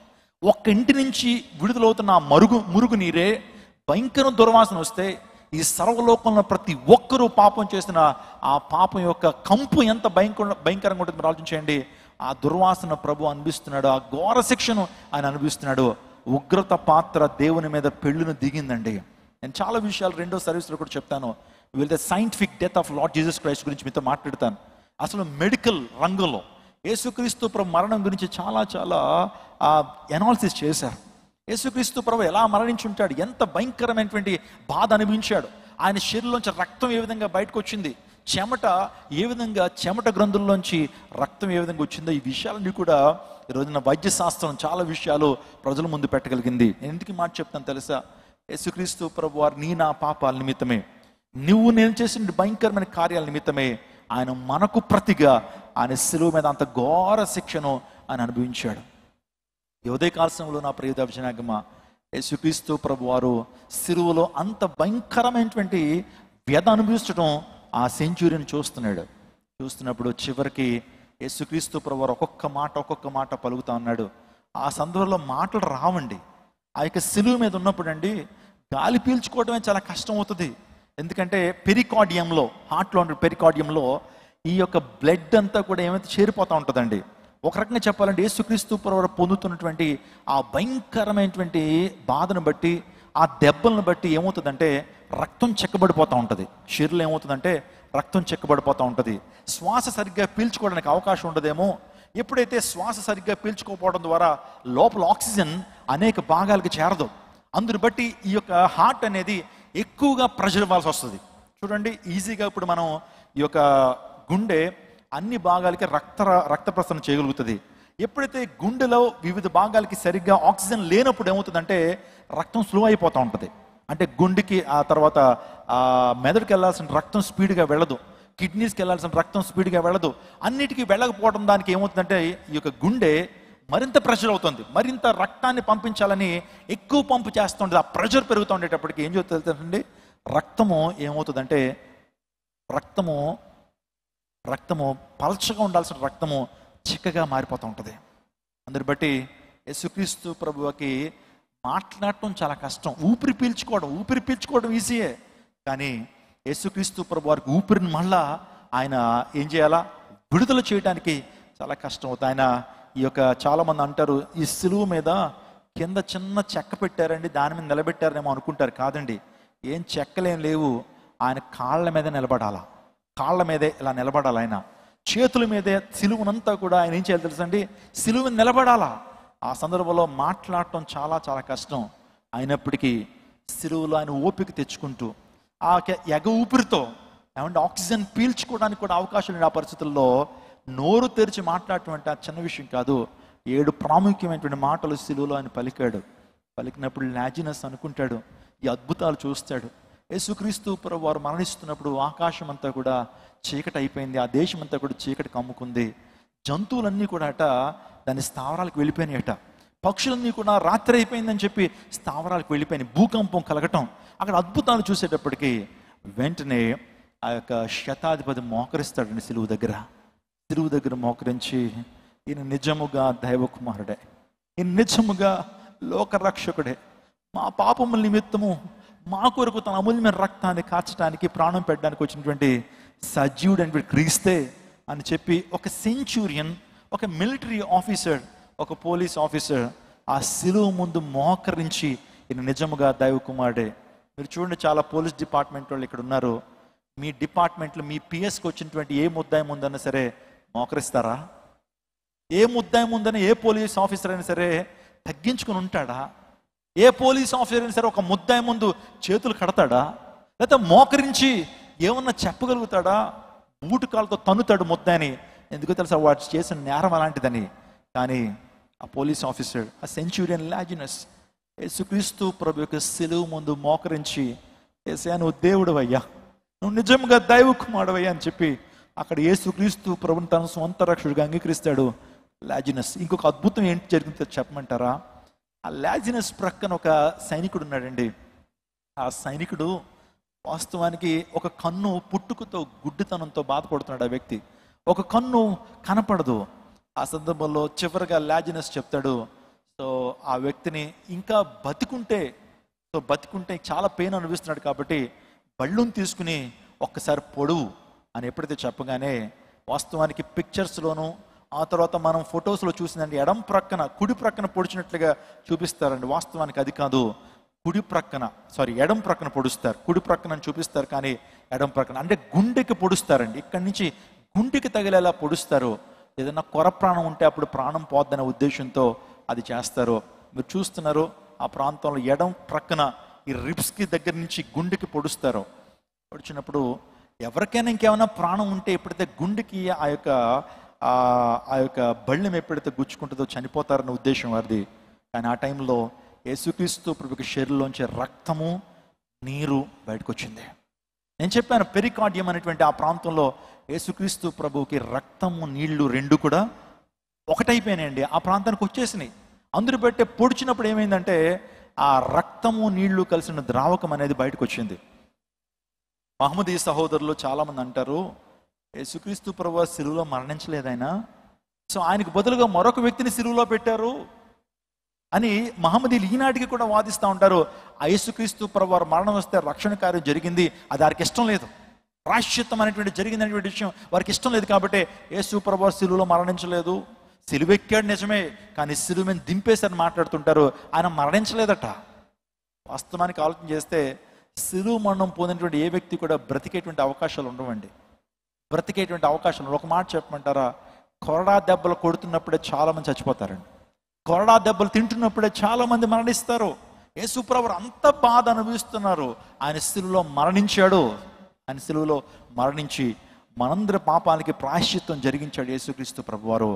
ఆయన ఎప్పుడైతే ఆ బళ్ళెముతో యేసుక్రీస్తు ప్రభు యొక్క పక్కలో పొడిచినప్పుడు ఆయన శరీరంలోంచి రక్తము నీళ్లు ఎప్పుడైతే బయటకు వచ్చినాయో, ఆయన కళ్ళలో, మీరు చూస్తున్నారు ఆ స్క్రీన్లో, ఆ ద్రావకం ఎప్పుడైతే తన కళ్ళల్లో పడినప్పుడు ఆ యొక్క సైనికుడు కళ్ళు తెరవబడ్డాయి. గట్టిగా చప్పలు కొడుతూ దేవునామం పరచండి. వెంటనే చూస్తున్న ఆ యొక్క సైనికుడు కూడా ఏ విధంగా మోకరించాడో, ఆ సైనికుడు కూడా సిలువ దగ్గర ఏ విధంగా మోకరించాడో మనం చూస్తున్నాము. ఆయన యొక్క దేహంలోంచి కానిటువంటి ఆ ద్రవం తన యొక్క కళ్ళల్లో పడినప్పుడు అది స్వస్థతనిచ్చింది. ఈరోజు ఒక మాట చెప్తున్నాను, ఆయన పొందిన దెబ్బల చేత మనకు స్వస్థత. యెషయా గ్రంథం 53వ అధ్యాయంలో ఆ మాట మనం చూస్తుంటాం. ఆయన పొందిన దెబ్బల చేత మనకు స్వస్థత, ఆయన సమాధానార్థమైన శిక్ష మన మీద పడెను. నిజంగా మన అతిక్రమ క్రియలను బట్టి ఆయన నలుగొట్టబడెను. మన అతిక్రమ క్రియలను బట్టి ఆయన నలుగొట్టబడ్డాడు. మన సమాధాన శిక్ష ఆయన మీద పడింది. ఆయన పొందిన దెబ్బల చేత మనకు స్వస్థత. ఈరోజు ఈ యొక్క ఉదయకాల సమయంలో యేసుక్రీస్తు ప్రభు గాయాల ద్వారా మనకు స్వస్థత, యేసు ప్రభు రక్తము ద్వారా మనకు స్వస్థత. ఆయన మనకు ఆధ్యాత్మిక స్వస్థత, శారీరక స్వస్థత, మానసిక స్వస్థతను ప్రభు ఇవ్వగలడు. ఈ యొక్క ఉదయకాల సమయంలో నువ్వు ఎటువంటి రోగముతో వచ్చినప్పటికీ, అదొక వేళ దీర్ఘకాలిక రోగం అవ్వచ్చు, తాత్కాలిక రోగం అవ్వచ్చు, డాక్టర్ వల్ల నయం కాని రోగం కావచ్చు, కానీ యేసుక్రీస్తు ప్రభు పొందిన దెబ్బల చేత మనకు స్వస్థత, యేసుక్రీస్తు ప్రభు పొందిన గాయముల చేత మనకు శారీరక స్వస్థతను ప్రభు ఇవ్వగలడు. నిర్గమాకాండం 15వ అధ్యాయంలో నేను స్వస్థపరచు యెహోవాను నేనే అని వాగ్దానం చేశాడు. నేను స్వస్థపరచగలిగిన దేవుడు. ఒకవేళ నువ్వు ఒక క్యాన్సర్తో బాధపడుతున్నప్పటికీ, ఒక గుండె సమత రోగంతో నువ్వు బాధపడుతున్నప్పటికీ, నీ జీవితంలో ఏ రకమైనటువంటి రోగమైనా సరే, మా డాక్టర్ల దగ్గర మందులు లేనటువంటి రోగములు అయినప్పటికీ దేవాదేవుడిని స్వస్థపరచగలడు. నా జీవితంలో అనేక సందర్భాల్లో మందులు లేకుండా దేవుడు స్వస్థపరిచాడు. అనేక మందికి దేవుని నామం పేట క్రీస్తు నామంలో ప్రార్థన చేస్తున్నప్పుడు అనేక మంది దీర్ఘకాలిక రోగాల నుంచి స్వస్థపరచబడుతున్నారు మన మందిరంలో. స్తోత్రం చెప్పండి హల్లెలూయా. ఈ రోజున ఆ యొక్క సైనికుడు ఎప్పుడైతే బళ్ళుంతో పొడిచినప్పుడు యేసు ప్రభు వారి యొక్క దేహంలో చూసినటువంటి రక్తము నీళ్లు కలిసినటువంటి ఆ ద్రావకం ద్వారా అతని కళ్ళు తెరవబడ్డాయి. యేసు ప్రభు వారు ఈ లోకంలో ఆయన ఉన్నప్పుడు అనేక మంది గుడ్డి వారి యొక్క కళ్ళని ఆయన తెరిచాడు. భర్తిమైనటువంటి గుడ్డి భిక్షకుడు యొక్క కళ్ళని ఆయన తెరిచాడు. ఆయన మరణిస్తున్న టైంలో కూడా ఒక వ్యక్తికి రక్షణ ఇచ్చాడు. ఎవరా వ్యక్తి? సిలువలో ఉన్నటువంటి రెండవ దొంగ, కుడి ప్రక్కన వేలాడి దీపినటువంటి ఆ దొంగ, యేసయ్యా నువ్వు నీ రాజ్యానికి వెళ్తున్నప్పుడు నన్ను జ్ఞాపకం చేసుకోవయ్యా, నువ్వు రాజ్యానికి వెళ్తున్నప్పుడు నన్ను జ్ఞాపకం చేసుకోవని రెండవ దొంగ అడిగినప్పుడు యేసుక్రీస్తు ప్రభు వారు, నేడు నీవు నాతో కూడా పరదేశంలో ఉంటావు, you will be with me in Paradise today, ఈ రోజున నీవు నాతో కూడా పరదేశంలో ఉంటావని సిలువలో పశ్చాత్తాప హృదయంతో క్షమాపణ అడిగినటువంటి ఆ వ్యక్తికి క్షమించి రక్షణ భాగ్యాన్ని కలుగు చేయటం మాత్రమే కాదు, సిలువలో ఉన్నప్పుడు ఆయన ఒక వ్యక్తిని స్వస్థపరిచాడు. హల్లెలూయా. ఆదరించాడు, తన తల్లిని ఆదరించాడు, తన శిష్యుడి యోహాన్ని ఆదరించాడు. ఇదిగో నీ తల్లి, ఇదిగో నీ కుమారుడు అని చెప్పి ఆయన బాధ్యత నిర్వర్తించాడండి. కొడుకు బాధ్యత ఆయన నిర్వర్తించాడు, ఒక లీడర్ బాధ్యత కూడా ఆయన నిర్వర్తించాడు. ఆయన మీద పెట్టబడిన ప్రతి బాధ్యత కూడా ఆయన నిర్వర్తించి సమాప్తమైనది. It is finished, it is finished, it is finished అనేటువంటి మాట 6వ మాట మనం చూస్తూ ఉంటాం. ఇట్ ఈస్ ఫినిష్డ్ అంటే సమాప్తమైనది. ఏం సమాప్తమైంది? చాలామంది అనుకుంటారు ఇంక జీవితం సమాప్తమైపోయింది, యేసు ప్రభు యొక్క చాప్టర్ క్లోజ్ అయిపోయింది, అందరూ బట్టే సమాప్తం అయిపోయింది అంటున్నాడు రా అని చెప్పి హేళనగా మాట్లాడుతుంటే, సమాప్తమైంది దేనికి తెలుసా? నా మీద ఉంచిన బాధ్యత నేను సమాప్తం చేశాను. అదే గ్రీకు భాషలో సమాప్తమైనది, ఇట్ ఈస్ ఫినిష్డ్ అనడానికి టెట్లాస్ట్రాయ్ అంటారు. గ్రీకు భాషలో టెట్లాస్ట్రాయ్ అంటే ఇట్ ఈస్ ఫినిష్డ్, సమాప్తమైంది. ఒక ఆర్టిస్ట్ ఒక కుంచె తీసుకుని ఆర్ట్ అంతా కూడా వేసేసిన తర్వాత చివరికి ఓనర్ దగ్గరికి వచ్చి టెట్లాస్ట్రాయ్ అంటాడు, అంటే ఫినిష్ అయిపోయిందని. ఒక తాపీ మేస్త్రి, ఒక మేసన్ ఆ యొక్క కన్స్ట్రక్షన్ అంతా కంప్లీట్ చేసిన తర్వాత అతని యొక్క ఇంజనీర్ దగ్గరికి వచ్చి సార్ టెట్లాస్ట్రాయ్ అంటాడు, అంటే అర్థం ఏంటి? ఇట్స్ ఫినిష్డ్, సమాప్తమైంది. ఇప్పుడు యేసుక్రీస్తు ప్రభు వారు కూడా తండ్రితో చెప్తున్నారు, ఇట్ ఇస్ ఫినిష్డ్. నా మీద పెట్టిన బాధ్యత, నేను ఈ ప్రపంచానికి రక్షణ భాగ్యాన్ని కలిగించాలా, నేను సమస్త మానవాళ్ళ కొరకు ఈ రక్తాన్ని అర్పించాలి, ప్రాణాన్ని పెట్టాలి, ఈ బాధ్యత నా మీద ఉంచావు కదా దేవా, నా బాధ్యతను నమ్మకంగా నిర్వర్తించాను అని చెప్పి యేసు ప్రభు వారు సమాప్తమైందని మాట్లాడుతున్నాడు. ఉదయకాల సమయంలో ఏమి సమాప్తమైందని ఆలోచన చేస్తే ఏం సమాప్తమైందంటే ధర్మశాస్త్రానికి సమాప్తి అయి ఉన్నాడు యేసు ప్రభు వారు. చాలా జాగ్రత్తగా ఉన్నాడు మీరు. ధర్మశాస్త్రానికి సమాప్తి అయి ఉన్నాడు. ఒకసారి గ్రంథాలు తెరుద్దాం. రోమాపత్రిక 10వ అధ్యాయం, రోమాపత్రిక 10వ అధ్యాయం 4వ వచనం. విశ్వసించు ప్రతి వానికి నీతి కలుగుటకై క్రీస్తు ధర్మశాస్త్రమునకు సమాప్తి అయి ఉన్నాడు. చూడండి, దేవుని నీతితో నింపబడుటకు ధర్మశాస్త్రానికి దేవుడు సమాప్తి అయి ఉన్నాడు. What is law? ధర్మశాస్త్రం ఏంటి? ధర్మశాస్త్రం ఏంటి? అప్పుడు ప్రజలందరూ కూడా లీగలిస్టిక్ క్లైమేట్లో ఉన్నారండి. వాస్తవానికి ప్రతి ఒక్కరిది ఏంటంటే ధర్మశాస్త్రాన్ని అనుసరించి ధర్మశాస్త్రం చేస్తున్న విధులు పాటించి రక్షణ పొందుకోవాలి. లీగలిస్టిక్ క్లైమేట్లో ప్రతి ఒక్కరి భావన అదే. రక్షణ పొందటానికి, మేము పాపక్షమాపణ పొందడానికి దాన ధర్మాలు చేయాలి, భక్తి కార్యక్రమాలు చేయాలి, ఆ తర్వాత అనేకమైనటువంటి గొప్ప కార్యాలు, పుణ్యకార్యాలు చేయాలి, నదీ స్నానాలు చేయాలా, ఆ తర్వాత తపాలు, వ్రతాలు, జపాలు ఇవన్నీ కూడా చేయాలి. ఈ యొక్క ధర్మశాస్త్ర సంబంధమైనటువంటి కార్యాలు చేస్తే రక్షించబడతామనేటువంటి ఆ ఉద్దేశంతో లీగలిస్టిక్ థాట్స్ ప్రజల్లో ఉన్నాయి. అనే సందర్భంలో యేసుక్రీస్తు ప్రభువు చెప్తున్నారు, ధర్మశాస్త్ర సంబంధమైనటువంటి పనుల ద్వారా రక్షణ లేదు, ధర్మశాస్త్ర సంబంధమైనటువంటి పనుల ద్వారా రక్షణ లేదు. ధర్మశాస్త్రం ఎలాంటిదో తెలుసండి? ఒక అద్దం లాంటిది. గత వారం ధర్మశాస్త్రాన్ని నేను థర్మామీటర్తో పోల్చాను. మనకి జ్వరం వచ్చినప్పుడు డాక్టర్ దగ్గరికి వెళ్ళగానే ఏం పెడతారు? మన నోట్లో ఓ పొలమొక్క పెడతారు. ఏంటది? థర్మామీటర్. థర్మామీటర్ని మన నోట్లో పెట్టిన తర్వాత ఒక 5 నిమిషాల తర్వాత తీసి ఇలా చూస్తాడు. ఆ థర్మామీటర్లో మనకి ఎంత ఫీవర్ ఉందో, ఎంత జ్వరం ఉందో తెలుస్తుంది. ఇప్పుడు ఒక సూటి ప్రశ్న అడుగుతున్నాను, ఆ థర్మామీటర్ మన జ్వరం తగ్గిస్తుందా? థర్మామీటర్ నోట్లో పెట్టుకోవడం ద్వారా జ్వరం తగ్గిపోద్దా? జ్వరం ఉందా లేదా, జ్వరం ఎంత ఉందా అనేది చెప్పేటువంటి థర్మామీటర్. ధర్మశాస్త్రం కూడా అలాంటిదే. ధర్మశాస్త్రం కూడా మనం పాపులమా కాదా, మనలో పాపం ఉందా లేదా అనేటువంటి విషయాన్ని తెలియచేసే ధర్మశాస్త్రం ఒక మనిషిని రక్షించలేదు, ఒక మనిషిని పాపం నుంచి విడుదల చేయలేదు. ఇంకో మాటలో చెప్పాలంటే ఆ ధర్మశాస్త్రం ఒక అద్దం లాంటిది. గోతులో ఒక వ్యక్తి పడిపోయాడు, మనం తీసుకెళ్ళి ధర్మశాస్త్రాన్ని తీసుకెళ్ళి చూపించామనుకోండి, వాడికి తెలుస్తుంది నేను గోతులో ఉన్నానని. ధర్మశాస్త్రం అద్దం లాంటిది అని చెప్పాను కదా, ఒక గోతులో పడిపోయిన విషయం తెలుస్తుంది. గోతులో పడిపోయిన వ్యక్తికి ఎవరు కావాలి తెలుసా? రక్షకుడు కావాలి, ధర్మశాస్త్రం కాదు. ఆ టైంలో ధర్మశాస్త్ర సంబంధమైనటువంటి ఆ కార్యాలు చేయడం ద్వారా మనిషికి రక్షణ అనుకుంటూ ఉండేటువంటి వారు. ధర్మశాస్త్రం నెరవేరిస్తే మాకు రక్షణ, ధర్మశాస్త్రం నెరవేరిస్తే పాపక్షమాపణ అనుకునేటువంటి వారు. బట్ ఎవరు ఇచ్చారు? ఎందుకు ఇచ్చారు ధర్మశాస్త్రం? Why did law has been given? ఎందుకు ధర్మశాస్త్రం ఇవ్వబడింది? Why did God give us law? ఎందుకు ధర్మశాస్త్రం ఇచ్చాడంటే మానవ స్థితిని చూపించగలిగింది ధర్మశాస్త్రం. మానవుని యొక్క పాప స్థితిని చూపించగలిగింది. ఆలోచన చేయండి. చాలా సందర్భాల్లో చెప్తున్నాను, అదేంటంటే ఈ ప్రపంచానికి చాలా మంది వచ్చారు, గోతులో పాపం అనే గోతులో పడిపోయిన వ్యక్తికి సూక్తులు చెప్పారు. ఏం చెప్పారు? పాపలు ఉన్న వ్యక్తికి అన్ని మతాలు సూక్తులే చెప్తాయండి, మంచి సూక్తులే. ఏ మతం కూడా చెడు ఏం చెప్తుందండి? అన్ని మతాలు మంచి చెప్తుంది, అన్ని మతాలు మంచి సూక్తులే చెప్తుంది. కానీ యేసుక్రీస్తు ప్రభు అంటే ఈ మార్గం సూక్తులతో పాటు సూత్రం కూడా వేసింది. స్తోత్రం చెప్పడం హల్లెలూయా. గోతులోకి వెళ్ళినటువంటి వ్యక్తికి మన సూక్తుల వల్ల వాడు బయట రాలేడు. లేకపోతే మన ఎంబీబీఎస్ కోర్స్ తీసుకెళ్ళి గోతులో పడిపోయిన వ్యక్తికి ఆ కోర్స్ అంతా వాడికి వినిపించడం ద్వారా వాడు బయటికి రాలేడు. అర్థమవుతుందండి? గోతులో ఉన్నటువంటి వ్యక్తికి నీతి సూత్రాలు చెప్పడం ద్వారా గోతులోంచి బయటికి రాలేడు. అబద్ధం ఆడరాదు, నరహత్య చేయరాదు, పొరుగు వాంది ఏది ఆశించరాదు, మంచిగా బ్రతకాలి, ప్రేమగా బ్రతకాలి, నీతిగా బ్రతకాలి అని చెప్పి గోతులో ఉన్నటువంటి వ్యక్తికి ఎన్ని సూక్తులు చెప్తే బయటకు వస్తాడో. ఈరోజు మతాలు అవే చేసినాయి. మనిషి పాపం అనే గోతులో పడిపోతే సూక్తులు చెప్పారు, కానీ యేసు ప్రభువు వారు సూక్తులతో పాటు సూత్రం వేశాడు.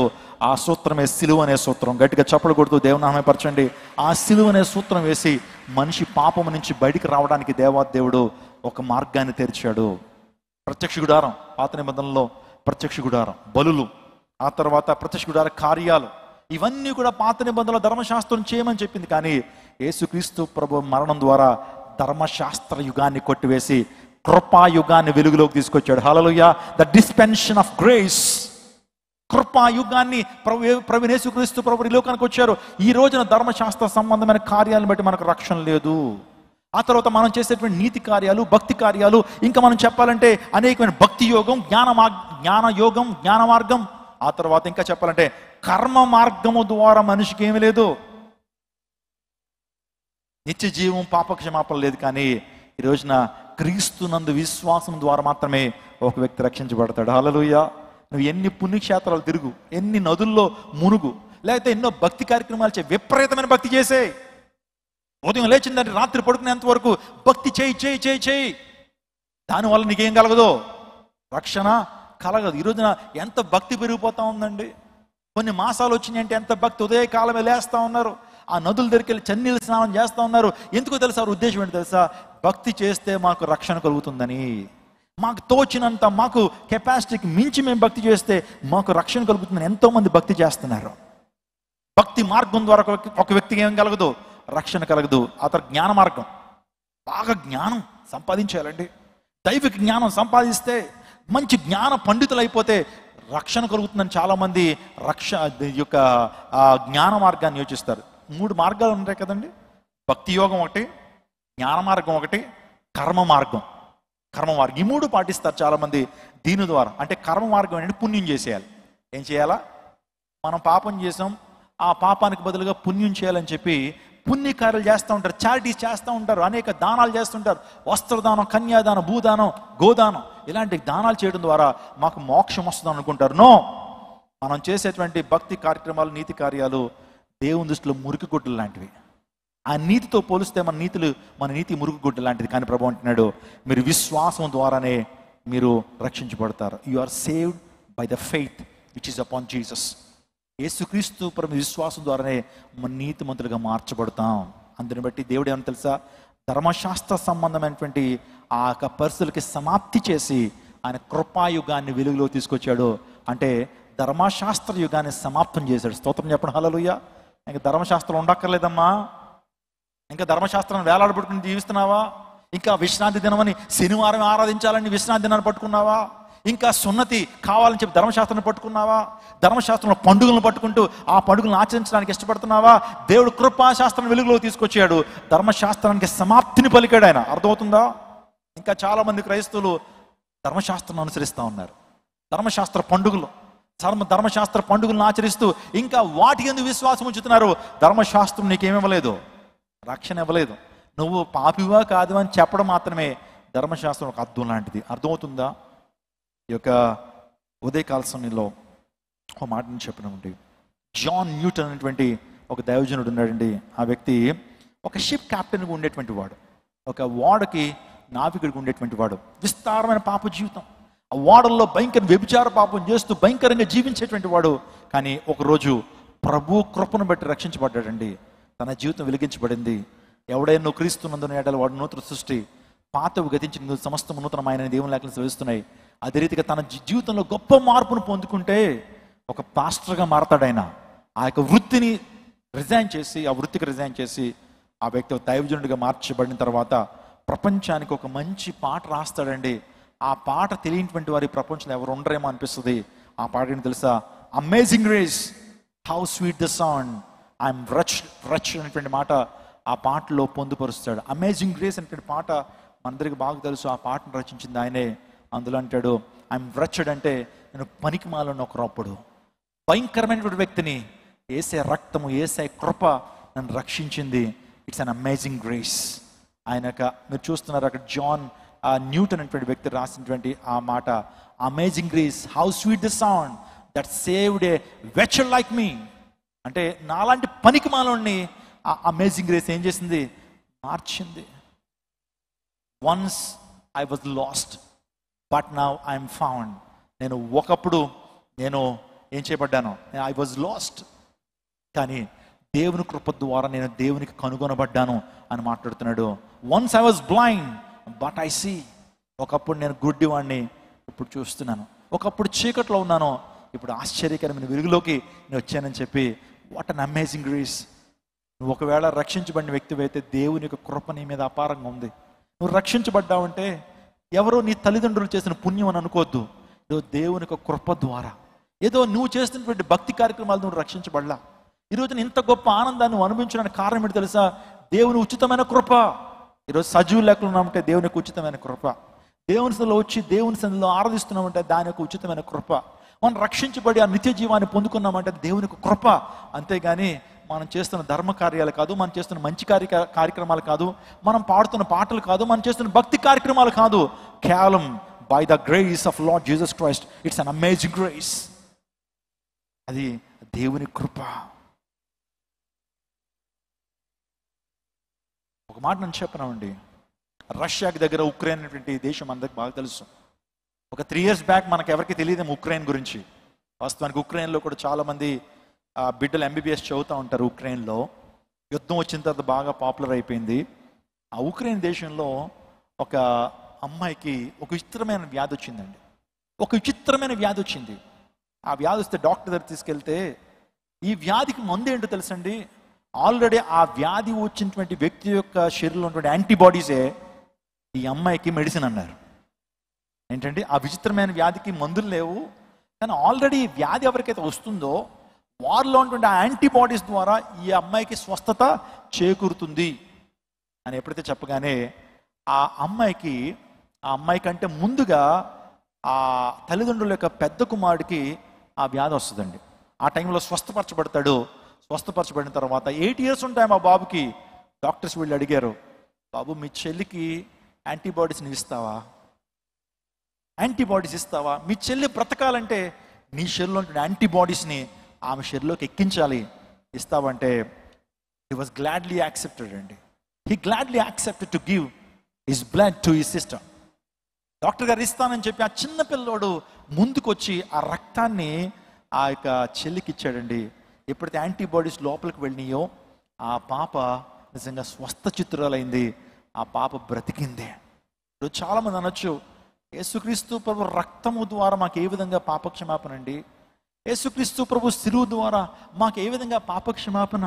యేసుక్రీస్తు ప్రభు ఎప్పుడో మరణిస్తే మాకు ఇప్పుడు రక్షణ ఏంటండి? ఒక సినిమాని బాలీవుడ్ వాళ్ళు తీశారు. ఆ సినిమా పేరు పీకే అనేటువంటి సినిమా తీశారు. అందులో చాలా దేవుళ్ళని విమర్శిస్తూ వస్తూ యేసుక్రీస్తు ప్రభువుని కూడా విమర్శించడం అనే విషయాన్ని నేను ఒక స్నేహితుడు నాకు పంపిస్తే చూశాను. ఆ యొక్క హీరో, ఆ డైరెక్టర్ ఏం చేశాడు తెలుసండి? ఆ చర్చ్కి వెళ్తాడు, వెళ్ళినప్పుడు అక్కడ చెప్తారు, యేసుక్రీస్తు ప్రభు యొక్క నీ ప్రతి పాపాన్ని బట్టి ఆయన శిలువలో తన అమూల్యమైన రక్తాన్ని కర్త ప్రాణాన్ని అర్పించాడు అన్నప్పుడు వాడంటాడు, నేను ఇప్పుడు పాపం చేశాను, ఇప్పుడు ఎలా పోద్దని వ్యంగ్యంగా తీస్తాడు ఆ డైరెక్టర్. అంటే సిలువను గుర్చిన వార్త నశించిపోతున్న వారికి వెరితనమే. సిలువను గుర్చిన వార్త నశించిపోతున్న వారికి వెరితనమే. ఒక ఆయన బయలుదేరి ఈ మధ్యన అంటాడు, అతని పేరు దాస్ అనేటువంటి వ్యక్తి, నేను పూర్తి పేరు చెప్పడానికి కూడా ఇష్టపడలేదు, యూట్యూబ్లో కనపడతా ఉంటాడు. ఆ వ్యక్తి అంటాడు, మా వాళ్ళు చూడండి ఆ తర్వాత మంచి మంచి ఆయుధాలు పట్టుకుని ఉంటారు, కానీ యేసుక్రీస్తు ప్రభు చేతులు ఏముండవు, ఇలాంటి ఒక అడ్డుగొడ్డ వేసుకుంటాడు, ఆయన చున్నీ అట, ఇలాంటి అడ్డుగుడ్డ వేసుకుంటాడు. ఇలా 3 మేకుల చేత దిగబడినటువంటి ఆ వ్యక్తి ఏ విధంగా మిమ్మల్ని రక్షిస్తాడు? చాలా వ్యంగ్యంగా మాట్లాడతాడండి. ఆడియోడే మనకి వీడియోలు కూడా యూట్యూబ్లో కనపడతా ఉంటాయి. దీనాతి దీనమైన పరిస్థితుల్లో ఉన్నటువంటి ఆ వ్యక్తి దీనంగా చచ్చిపోవడం సిద్ధంగా ఉంటూ దీనంగా దాహం అని అరుస్తున్న వ్యక్తి ఏ విధంగా రక్షించగలుగుతాడు మిమ్మల్ని? 3 మేకులు తీసుకున్నటువంటి వాడు మిమ్మల్ని ఏ విధంగా రక్షిస్తాడు అనేటువంటి వ్యాఖ్యలు మనం చూస్తా ఉన్నప్పుడు నిజంగా సిలువను గుర్చిన వార్త నశించిపోతున్న వారికి వెరితనమే. తనకు అర్థమైంది అదే, పీకే డైరెక్టర్కి అర్థమైంది అదే. ఎందుకు తెలుసా? సిలువను గుర్చిన వార్త నశించిపోతున్న వారికి వెరితనమే, కానీ రక్షించబడుతున్న మనకు దేవుని శక్తి.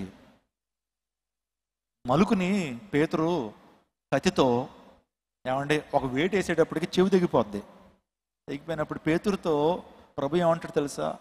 నేను కోరుకుంటే నా తండ్రి 12 సేనావ్యూహాలను పంపించడా?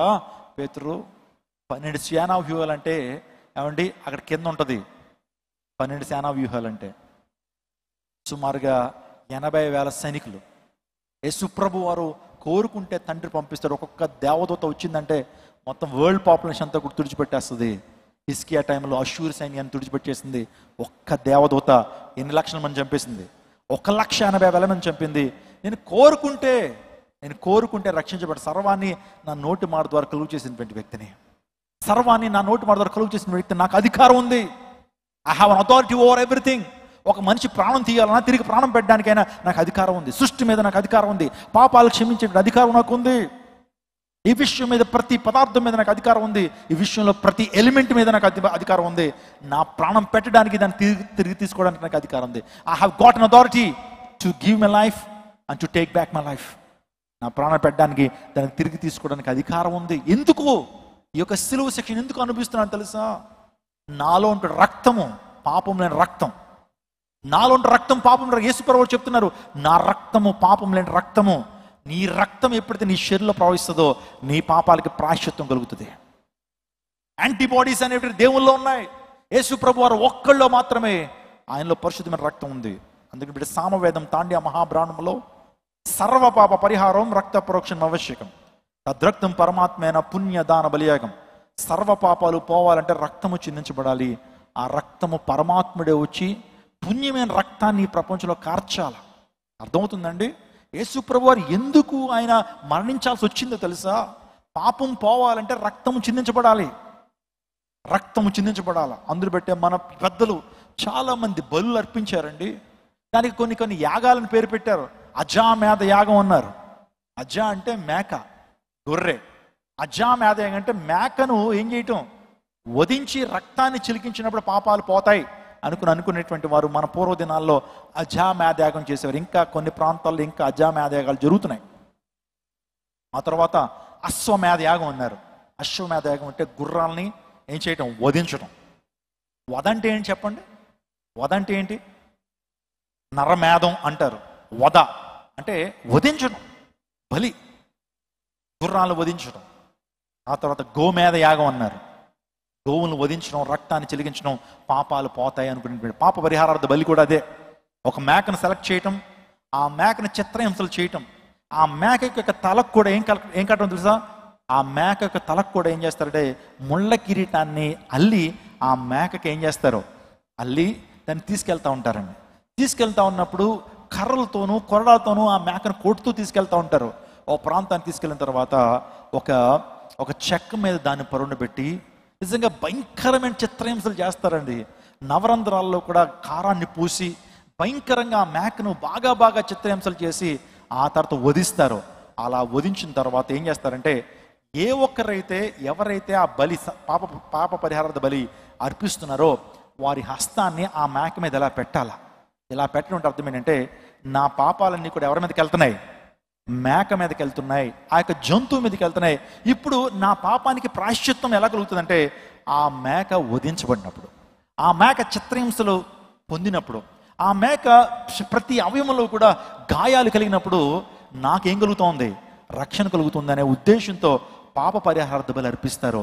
ఇప్పుడు ఆ లోక పాపను మోసుకొని పోయే దేవుని గొర్రెపిల్ల మన పాపం నిమిత్తము ఆ శిక్ష అనుభవించలేదా? కరెక్ట్గా పాప పరిహారార్థ బలిలో ఏ విధంగా మేకకి ఏ విధంగా చేస్తారో, ఆ గొర్రెకి ఏ విధంగా చేస్తారో, యేసుక్రీస్తు ప్రభుకి ఎగ్జాక్ట్లీ పస్కా పండుగ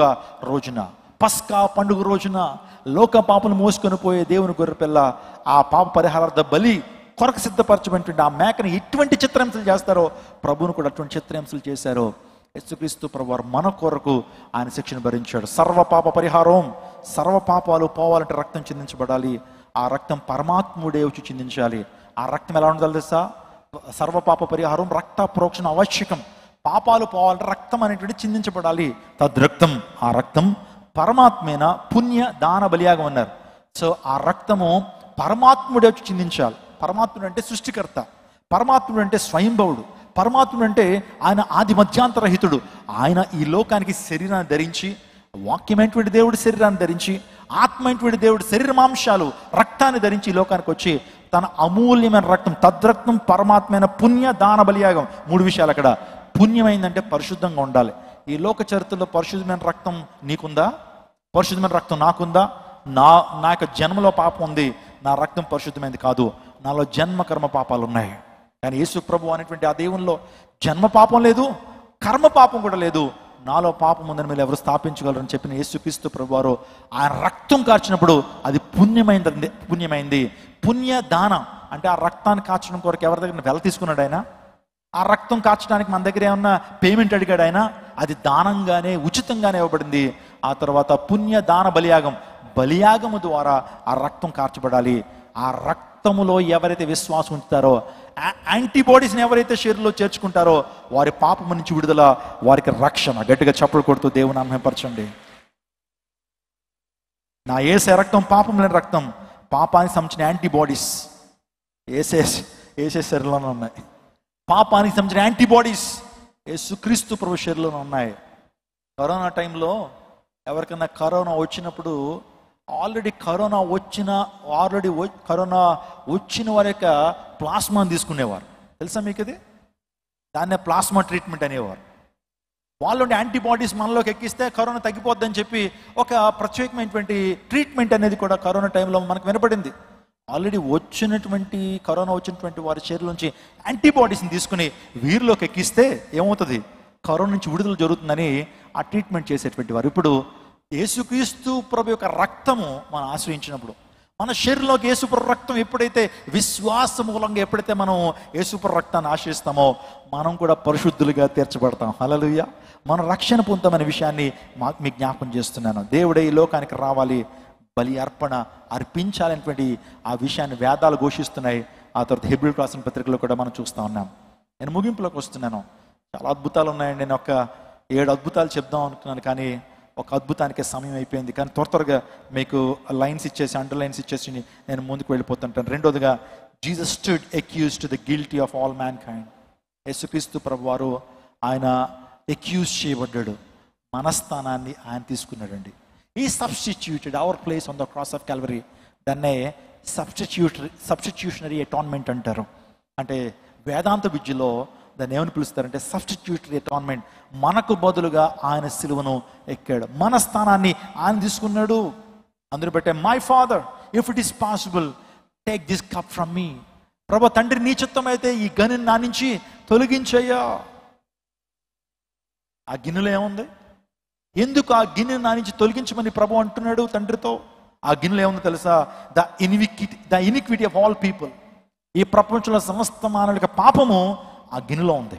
ఇందాక చెప్పానండి, నువ్వు పాపం చేసిన, దేవునికి విరోధంగా చేసిన ప్రతి కార్యం అప్పుడల్లా చేసేయగానే బయటికి వెళ్ళి ఒక రాతిని అక్కడ పెట్టు, ఒక ఇటుకు పెట్టు అక్కడ. అర్థమవుతుందండి? దేవునికి విరోధంగా నువ్వు ఏ కార్యం చేసినా సరే ఇంటి బయట ఒక రాతిని, ఒక ఇటుకను అక్కడ పేర్చు. రోజుకి ఎన్ని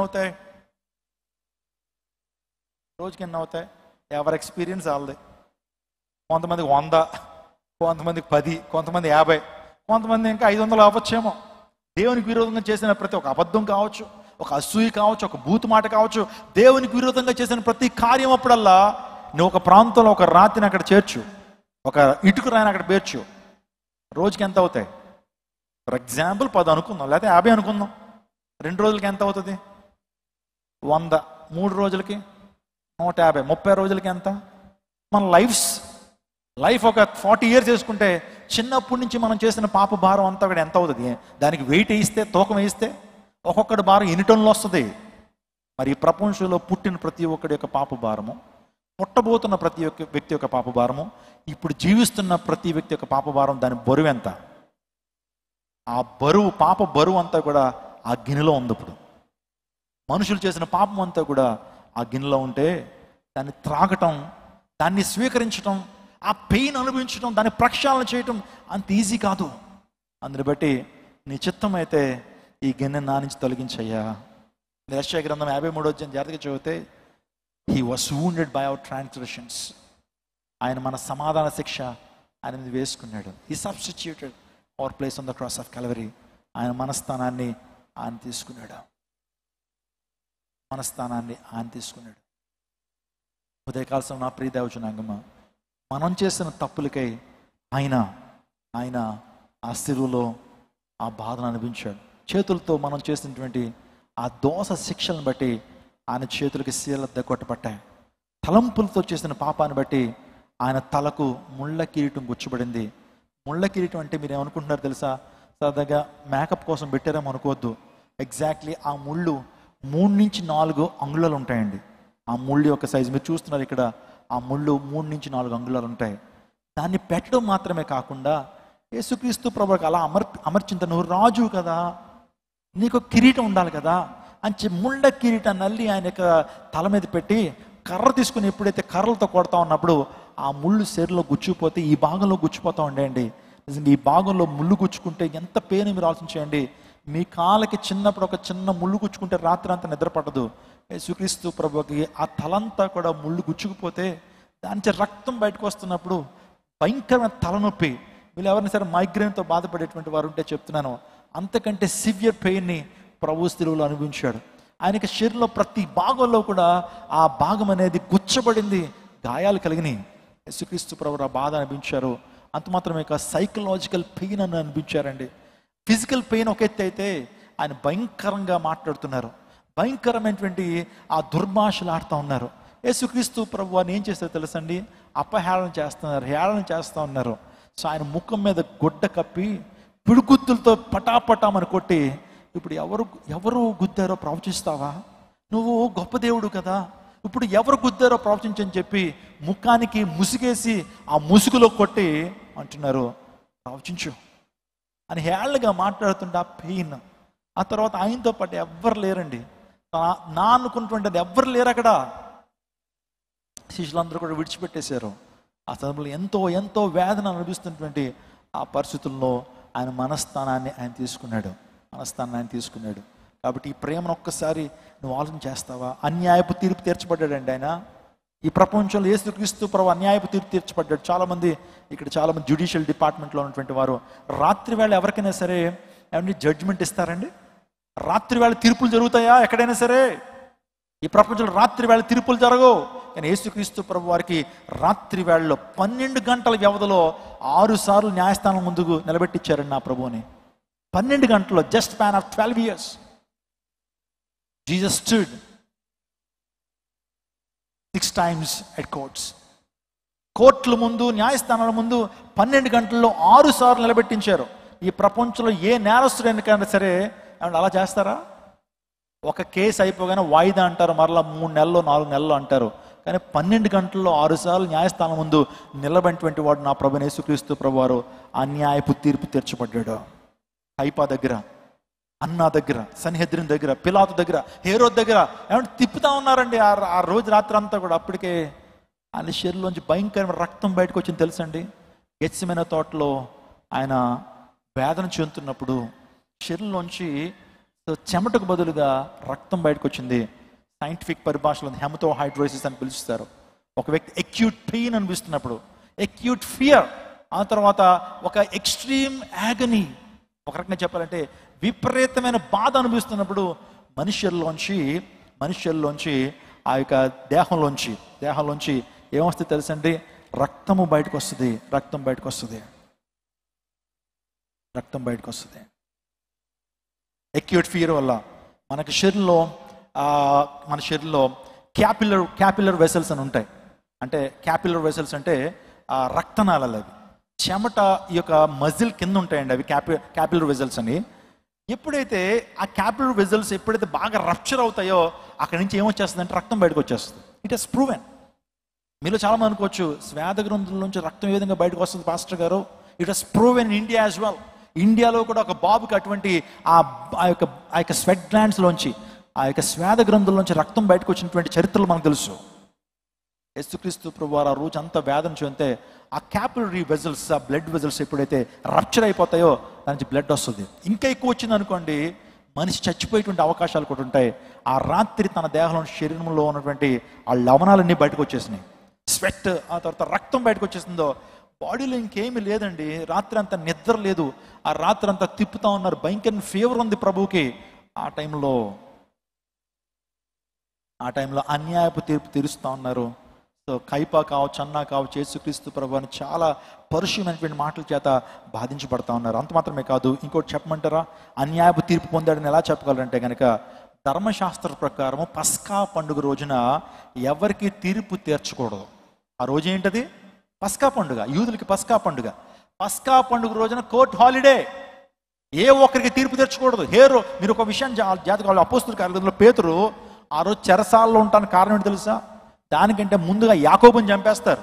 కానీ పేతుర్ని చంపకుండా అలా ఎందుకున్నా తెలుసా? పస్కా పండుగని చెప్పి జైల్లో ఉంచారు.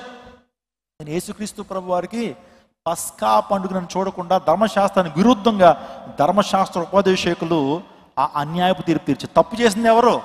వాస్తవానికి లా అగేన్స్ట్గా ఉన్నటువంటి వారు. కానీ యేసుక్రీస్తు ప్రభు వారు నువ్వు ధర్మశాస్త్రానికి వ్యతిరేకంగా మాట్లాడుతున్నావు అని చెప్పి ఆయన మీద నేరారోపణ చేశారు. వాస్తవానికి ధర్మశాస్త్రానికి వ్యతిరేకంగా ప్రవర్తించింది వాళ్ళు. అర్థమవుతుందా? ఇంకా మూడుగా చెప్పాలంటే సన్హెద్రిన్ ప్రకారము, నేను చెప్పాను సన్హెద్రిన్ అని ఒక సభ ఉంటుంది. అందులో ఏం చేయాలంటే ఒక వ్యక్తికి మరణశిక్ష విధించాలి అంటే, యూదా మతాచారుల ప్రకారము ఒక వ్యక్తికి మరణశిక్ష విధించాలంటే అందరి వ్యక్తులకు సంతకాలు కావాలి. నో సైన్స్, ఎవరి సంతకాలు లేవు. అన్నా కైపా కొంతమంది పెట్టేశారు అంతే. పెట్టేసి యేసుక్రీస్తు ప్రభువుకు మరణశిక్ష వేశారు. ప్రజల కేకలే సంతకాలుగా భావించారు వాళ్ళు. అంత మాత్రమే కాదు, ఒకవేళ నేరం రుజువే మరణశిక్ష విధించబడితే కనీసం ముద్దాయికి 1 రోజు కానీ 2 రోజులు కానీ గడువు ఇవ్వాలండి. ఎందుకు తెలుసా? He has to prepare for this death. అతని మరణానికి ప్రిపేర్ అవ్వాలి. ఏమండి, ఉరిశిక్ష విధిస్తారు, వెంటనే కోర్టుని తీసుకెళ్ళి ఉరివేస్తారండి? కోర్టు నుంచి అలా తీసుకెళ్ళి ఉరివేస్తారా? ఒక స్పాన్ ఉంటుంది, 30 days 40 days. ఎందుకంటే he has to prepare for his death. అతని మరణానికి సిద్ధపడాలి సైకలాజికల్గా అని టైం ఇస్తారు. కానీ ప్రభుకి ఏమైనా టైం ఇచ్చారా? ఇవన్నీ అన్యాయపు తీర్పులు కాదా? యేసుక్రీస్తు ప్రభు వారు యెషయా గ్రంథం 53 చెప్పినటువంటి అన్యాయపు తీర్పు నొందుతాడనేటువంటి విషయం రాయబడితే ఇది అన్యాయపు తీర్పు కాదా? 1 రోజు రాత్రిలో, అది పస్కా పండుగ రోజున అన్యాయపు తీర్పు తీర్చారు. మాటలు చెప్పాలంటే ఈ యొక్క మానవ చరిత్రలో ఎంత భయంకర నేరస్తుడైనా సరే రాత్రి వేళల్లో ఆ న్యాయస్థానం ముందు నిలబెడతారా? ఎంత ఘోరమైనటువంటి ఆ నేరస్తుడైనా సరే, క్రిమినల్ అయినా సరే, ఒక రాడికల్, ఒక టెర్రరిస్ట్ అయినా సరే అర్ధరాత్రి వేళ కోర్టులు ఉండవండి. అర్ధరాత్రి వేళ న్యాయస్థానం నిలబెట్టరు. ఆ ప్రభుని నిలబెట్టారు. అన్యాయపు తీర్పు తీర్చబడ్డాడు. ఒకవేళ ఈ ప్రాంతానికి వచ్చి నీవు అన్యాయం చేయబడ్డాను పాస్టర్ గారు, అన్యాయం చేయబడ్డాను, నా తోబుట్టులు నాకు అన్యాయం చేశారు, నువ్వు అంటున్నావా? ప్రభుకు తెలుసు ఆ న్యాయపు తీర్పు తీర్చబడ్డాడు. నీ యొక్క ప్రజకు, నీ యొక్క సమస్యకు పరిష్కారం ఇవ్వగలడు ఆయన. He had synchronising life. సహానుభావం యేసయ్యకు ఉంది. నువ్వు ఏ బాధ చెప్పు, యేసుక్రీస్తు ప్రభువారు నీ బాధకు నా దగ్గర సొల్యూషన్ ఎందుకు తెలుసా? I have gone through all this pain in my life. నా జీవితంలో ఆ పెయిన్ నేను అనిపించాను. ఒకవేళ ప్రజలు నీ మీద పుకాలు సృష్టిస్తూ ఉన్నారా, నువ్వు చెయ్యని నేరానికి నీవు చేసావని చెప్పి పుకాలు సృష్టిస్తున్నప్పుడు, అన్న చాలా బాధగా ఉంటుందన్న, మీకు తెలియదన్న, నేను చెయ్యని తప్పుకు అనేక మంది చేసావు అని చెప్పి నా మీద నేరారోపణ చేసి నా మాటలు నెగ్గకుండా వారే నెగ్గేసి నన్ను అలా ఒక దోషిగా నిలబెట్టేశారు అని నువ్వు అంటున్నట్లయితే, దేవాదేవునికి నువ్వు ఆ సమస్య చెప్తే ప్రభువు నీ సమస్యకు పరిష్కారం ఇవ్వగలడు. ప్రతి సమస్యకండి. యేసయ్యా నాకు దాహం వేస్తుందయ్యా. దాహం అంటే ఏంటో తెలుసా నీకంటే? ప్రభు అంటాడు, అంత వేదన చెందుతున్నటువంటి నేను, సిలువలో ఆ బ్లడ్ అంతా కూడా పోయింది, బాడీలో ఉన్నటువంటి ఆ సాల్ట్ అంతా పోయింది, వాటర్ అంతా పోయింది, ఇంకా లేదేది, కొంచెం నీళ్లు తాగాలనిపించింది. దాహం అంటుంటే ఆ కర్రడు కట్టినటువంటి రూత్లెస్ సోల్జర్స్ ఒక కర్రకి చెరక అందించి ఒక యాసిడ్ నా యొక్క నోటికి అందించారు. తాగలేదు నేను. దాహం అంటే ఏంటో తెలుసు. ఒక్క నీటి చుక్క నాలుక మీద పడితే బాగుండు అనుకున్నాను, కానీ ఆ దాహాన్ని భరించాను. ఆకలి అంటే ఏంటో తెలుసు. 40 దినాలు దేవునిలో ప్రార్థన చేస్తున్నప్పుడు సాతాడు వచ్చాడు. నువ్వే దైవ కుమారుడైతే ఈ రాళ్ళ రొట్టెలుగా చేసుకుని తిను. 40 దినాలు కట్టికి ఉపవాసం చేశాను. మనలాంటి ఉపవాసం కాదు అది. 3 పూట్ల ఏం తినకుండా ఏం తాకుండా యేసుప్రభు వారు ఉపవాసం చేస్తే ఆ టైంలో సాతానుడు శోధిస్తున్నాడు. ఆకలి అంటే ఏంటి తెలుసు ఆయనకి. ఒంటరిగా చేయబట్టం అంటే తెలుసు, కొట్టబట్టం అంటే తెలుసు, ఉమ్మి వేయబట్టం అంటే తెలుసు, బట్టలు తీసి వివస్తుడిగా నడిపించడం అంటే యేసుప్రభు వారికి తెలుసు. ఈ రోజున ఆ గొప్ప అవమానాన్ని ఆయన భరించాడు నీ కొరకే, నా కొరకే. ఆ ప్రేమను ఒకసారి తలపోస్తావా? అన్యాయపు తీర్పు తీర్చబడ్డాడు. మూడోదిగా, Jesus endured the wrath of God. యేసుక్రీస్తు ప్రభు వారు దేవుని ఉగ్రతను ఆయన అనుభవించాడు. దేవుని యొక్క ఉగ్రత పాత్ర పెళ్ళుమని దిగింది ప్రభు మీద. ఆ ఉగ్రత పాత్రను ప్రభు భరించాడు. ఇంకొక మాట చెప్తున్నాను, Jesus had the power to save himself. యేసుక్రీస్తు ప్రభు తన్ను తాను రక్షించుకునేటువంటి ఆ పవర్ శక్తి ఉంది. కానీ ఆయన ఆ టైంలో అన్ను తాను రక్షించుకుని వెళ్ళిపోయి ఉంటే, సిలువ దిగిపోయి వెళ్ళిపోతే, ఆ సిలువ నువ్వు నేను ఎక్కాలి.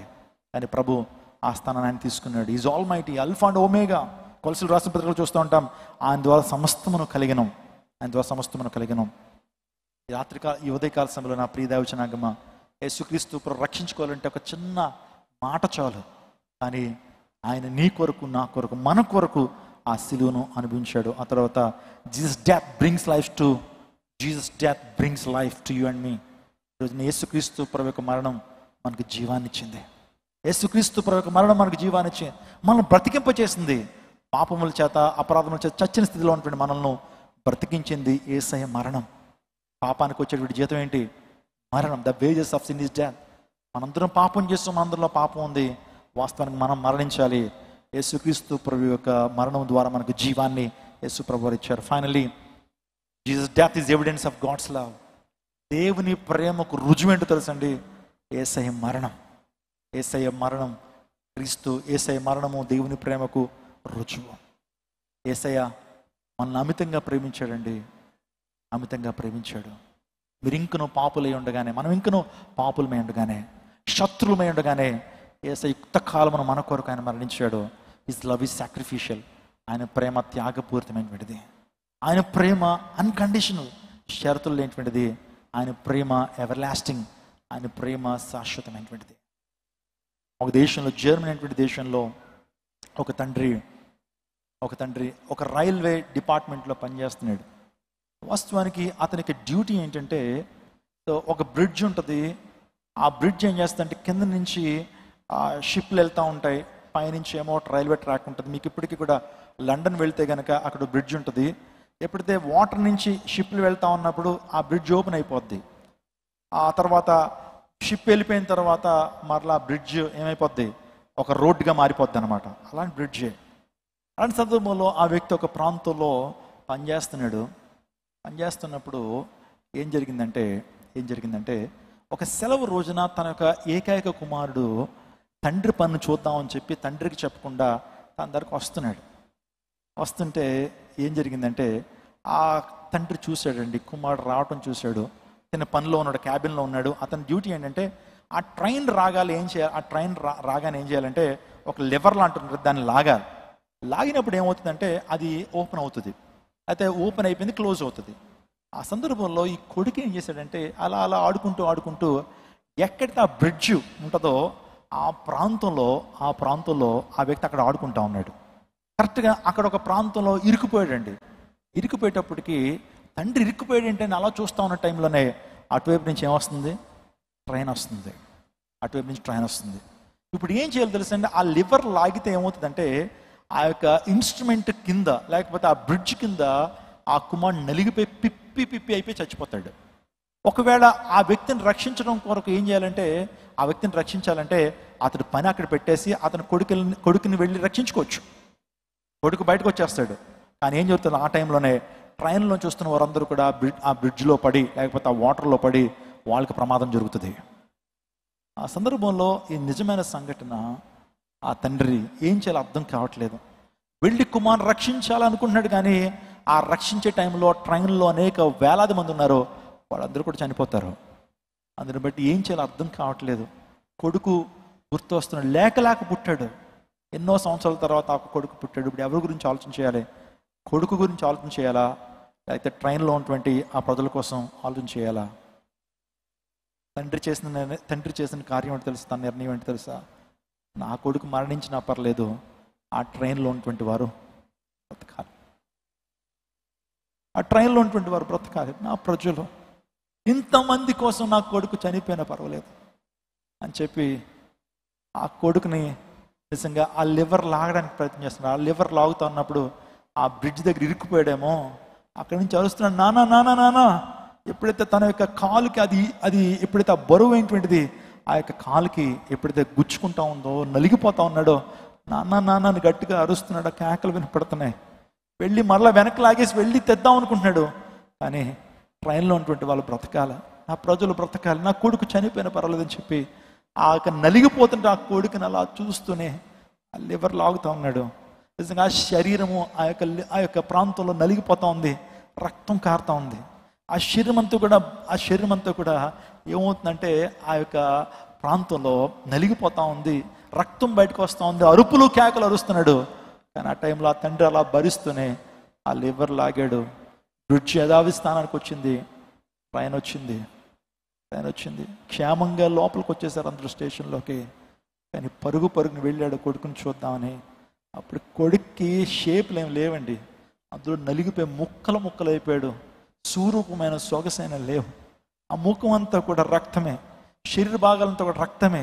ఆ మిషన్లో ఒక చెరుకు మిషన్లో వేస్తున్నప్పుడు ఏ విధంగా క్రష్ అయిపోద్దో, నిజంగా ఆ కుమారుడు అలా అతను క్రష్ అయిపోయాడు. నిజంగా వారందరికీ కూడా రక్షణ కలుగజేసే రోజున తండ్రి అయినటువంటి దేవాదేవుడు కూడా చేసింది అదే. తన కుమారుడు అయినటువంటి యేసుక్రీస్తు ప్రభు నల్లగొట్టడం ఆయనకి ఇష్టమైందని దేవుని లేఖలో ఉంది. ఆయన ఇష్టపడ్డాడు నల్లగొట్టడానికి. ఎందుకు తెలుసా? మనం సజీవంగా ఉండటం కొరకు, మనం నిత్య జీవానికి వెళ్ళటం కొరకు, మనం పరలోక రాజ్యానికి వెళ్ళటం కొరకు తండ్రి తన కుమారుని నల్లగొట్టాడు.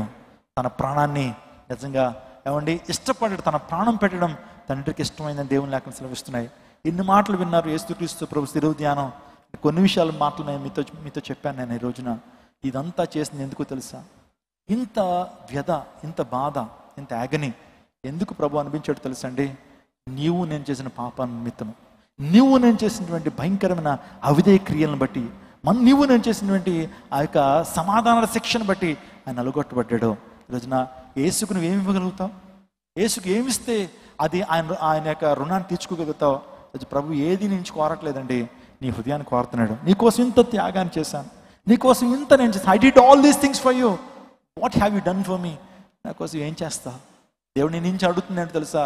నీ బంగారము, నీ వెండి, నీ యొక్క ఆ తలనీలాలు, నీ వంకాయలు టెంకాయలు ప్రభువుకి అక్కర్లేదండి. నీ నిలుదోపిడి అక్కర్లేదు ప్రభుకి. నీ హృదయాన్ని కోరుతున్నాడు ఆయన, నీ హృదయాన్ని ఆయన కోరుతున్నాడు. ఈ యొక్క గుడ్ ఫ్రైడే రోజునైనా సరే నీ హృదయాన్ని ఇస్తావా? ఇంకెంతకాలం యేసయ్య ప్రేమను తృణీకరిస్తూ, యేసే ప్రేమను ప్రక్కన పెడుతూ యేసుకు నీ జీవితాన్ని ఇవ్వకుండా ఇంకా లోకంలో జీవిస్తావు. ఈ గుడ్ ఫ్రైడే రోజున దేవుడు నీతో మాట్లాడుతున్నాడు. ప్రభుకి నీ జీవితాన్ని ఇస్తావా? అన్యాయపు తీర్పు పొందింది నీ కొరకే, కొరడా శిక్షలు భరించింది నీ కొరకే, ఆయన ముళ్ళ కిరీటం పెట్టించుకుంది నీ కొరకే, ఆయన శిలువలో నలగొట్టబడింది నీ కొరకే, శిలువలో భయంకరమైనటువంటి ఆ శిల దిగ్గొట్టబడింది నీ కొరకే, కాళ్ళల్లో శిల దిగ్గొట్టబడింది నీ కొరకే. ఇన్ని నీ కొరకు యేసయ్య చేస్తే యేసయ్యకి నీ జీవితాన్ని ఇవ్వలేవా? నీ యొక్క హృదయాన్ని ప్రభువుకి ఇవ్వలేవా? ఈ ఉదయకాల సమయంలో ప్రభువుకి నీ జీవితాన్ని ఇస్తావా ప్రియ సహోదరుడా? నీ మంచి కొరకే ప్రభు చెప్తున్నాడు, నీవు నరకానికి వెళ్ళకూడదని, పాపానికి వచ్చినటువంటి శిక్ష అంటే మరణానికి వెళ్ళకూడదనే ఉద్దేశంతోనే ప్రభు ఆ కార్యం చేశాడు. He substituted our place on the cross of Calvary and he lifted the banner of love at the cross of Calvary. ఆయన ప్రేమ అనే ధ్వజాన్ని ఆకాశానికి భూమికి మధ్య వేలాడుతూ నిలబెట్టాడు. ప్రేమ అనే ధ్వజాన్ని. ఆ ధ్వజం దగ్గరికి వస్తావా? ఆ బ్యానర్ దగ్గరికి వస్తావా? Can you come to the banner of love in the special time? ఈ స్పెషల్ టైంలో ఆయన నిలబెట్టిన బ్యానర్ దగ్గరికి వస్తావు. He lifted the banner of love. ప్రేమ అనే ధ్వజాన్ని నిలబెట్టాడు. ఆ ప్రేమ ధ్వజమే సిలువ. సిలువ దగ్గరికి వస్తావా? సిలువను ఆశ్రయిస్తావా? లోకానికైతే సిలువ గురించిన వార్త నశించిపోతున్న వారికి వెరితనమే, కానీ రక్షించబడుతున్న మనకు దేవుని శక్తి. సిలువ దగ్గరికి నేను వస్తానండి ఉదయకాల సమయంలో, నా జీవితాన్ని ప్రభువుకు సమర్పిస్తానన్నటువంటి వారు అందరూ తల్ల వంచని ప్రార్థన చేద్దాం.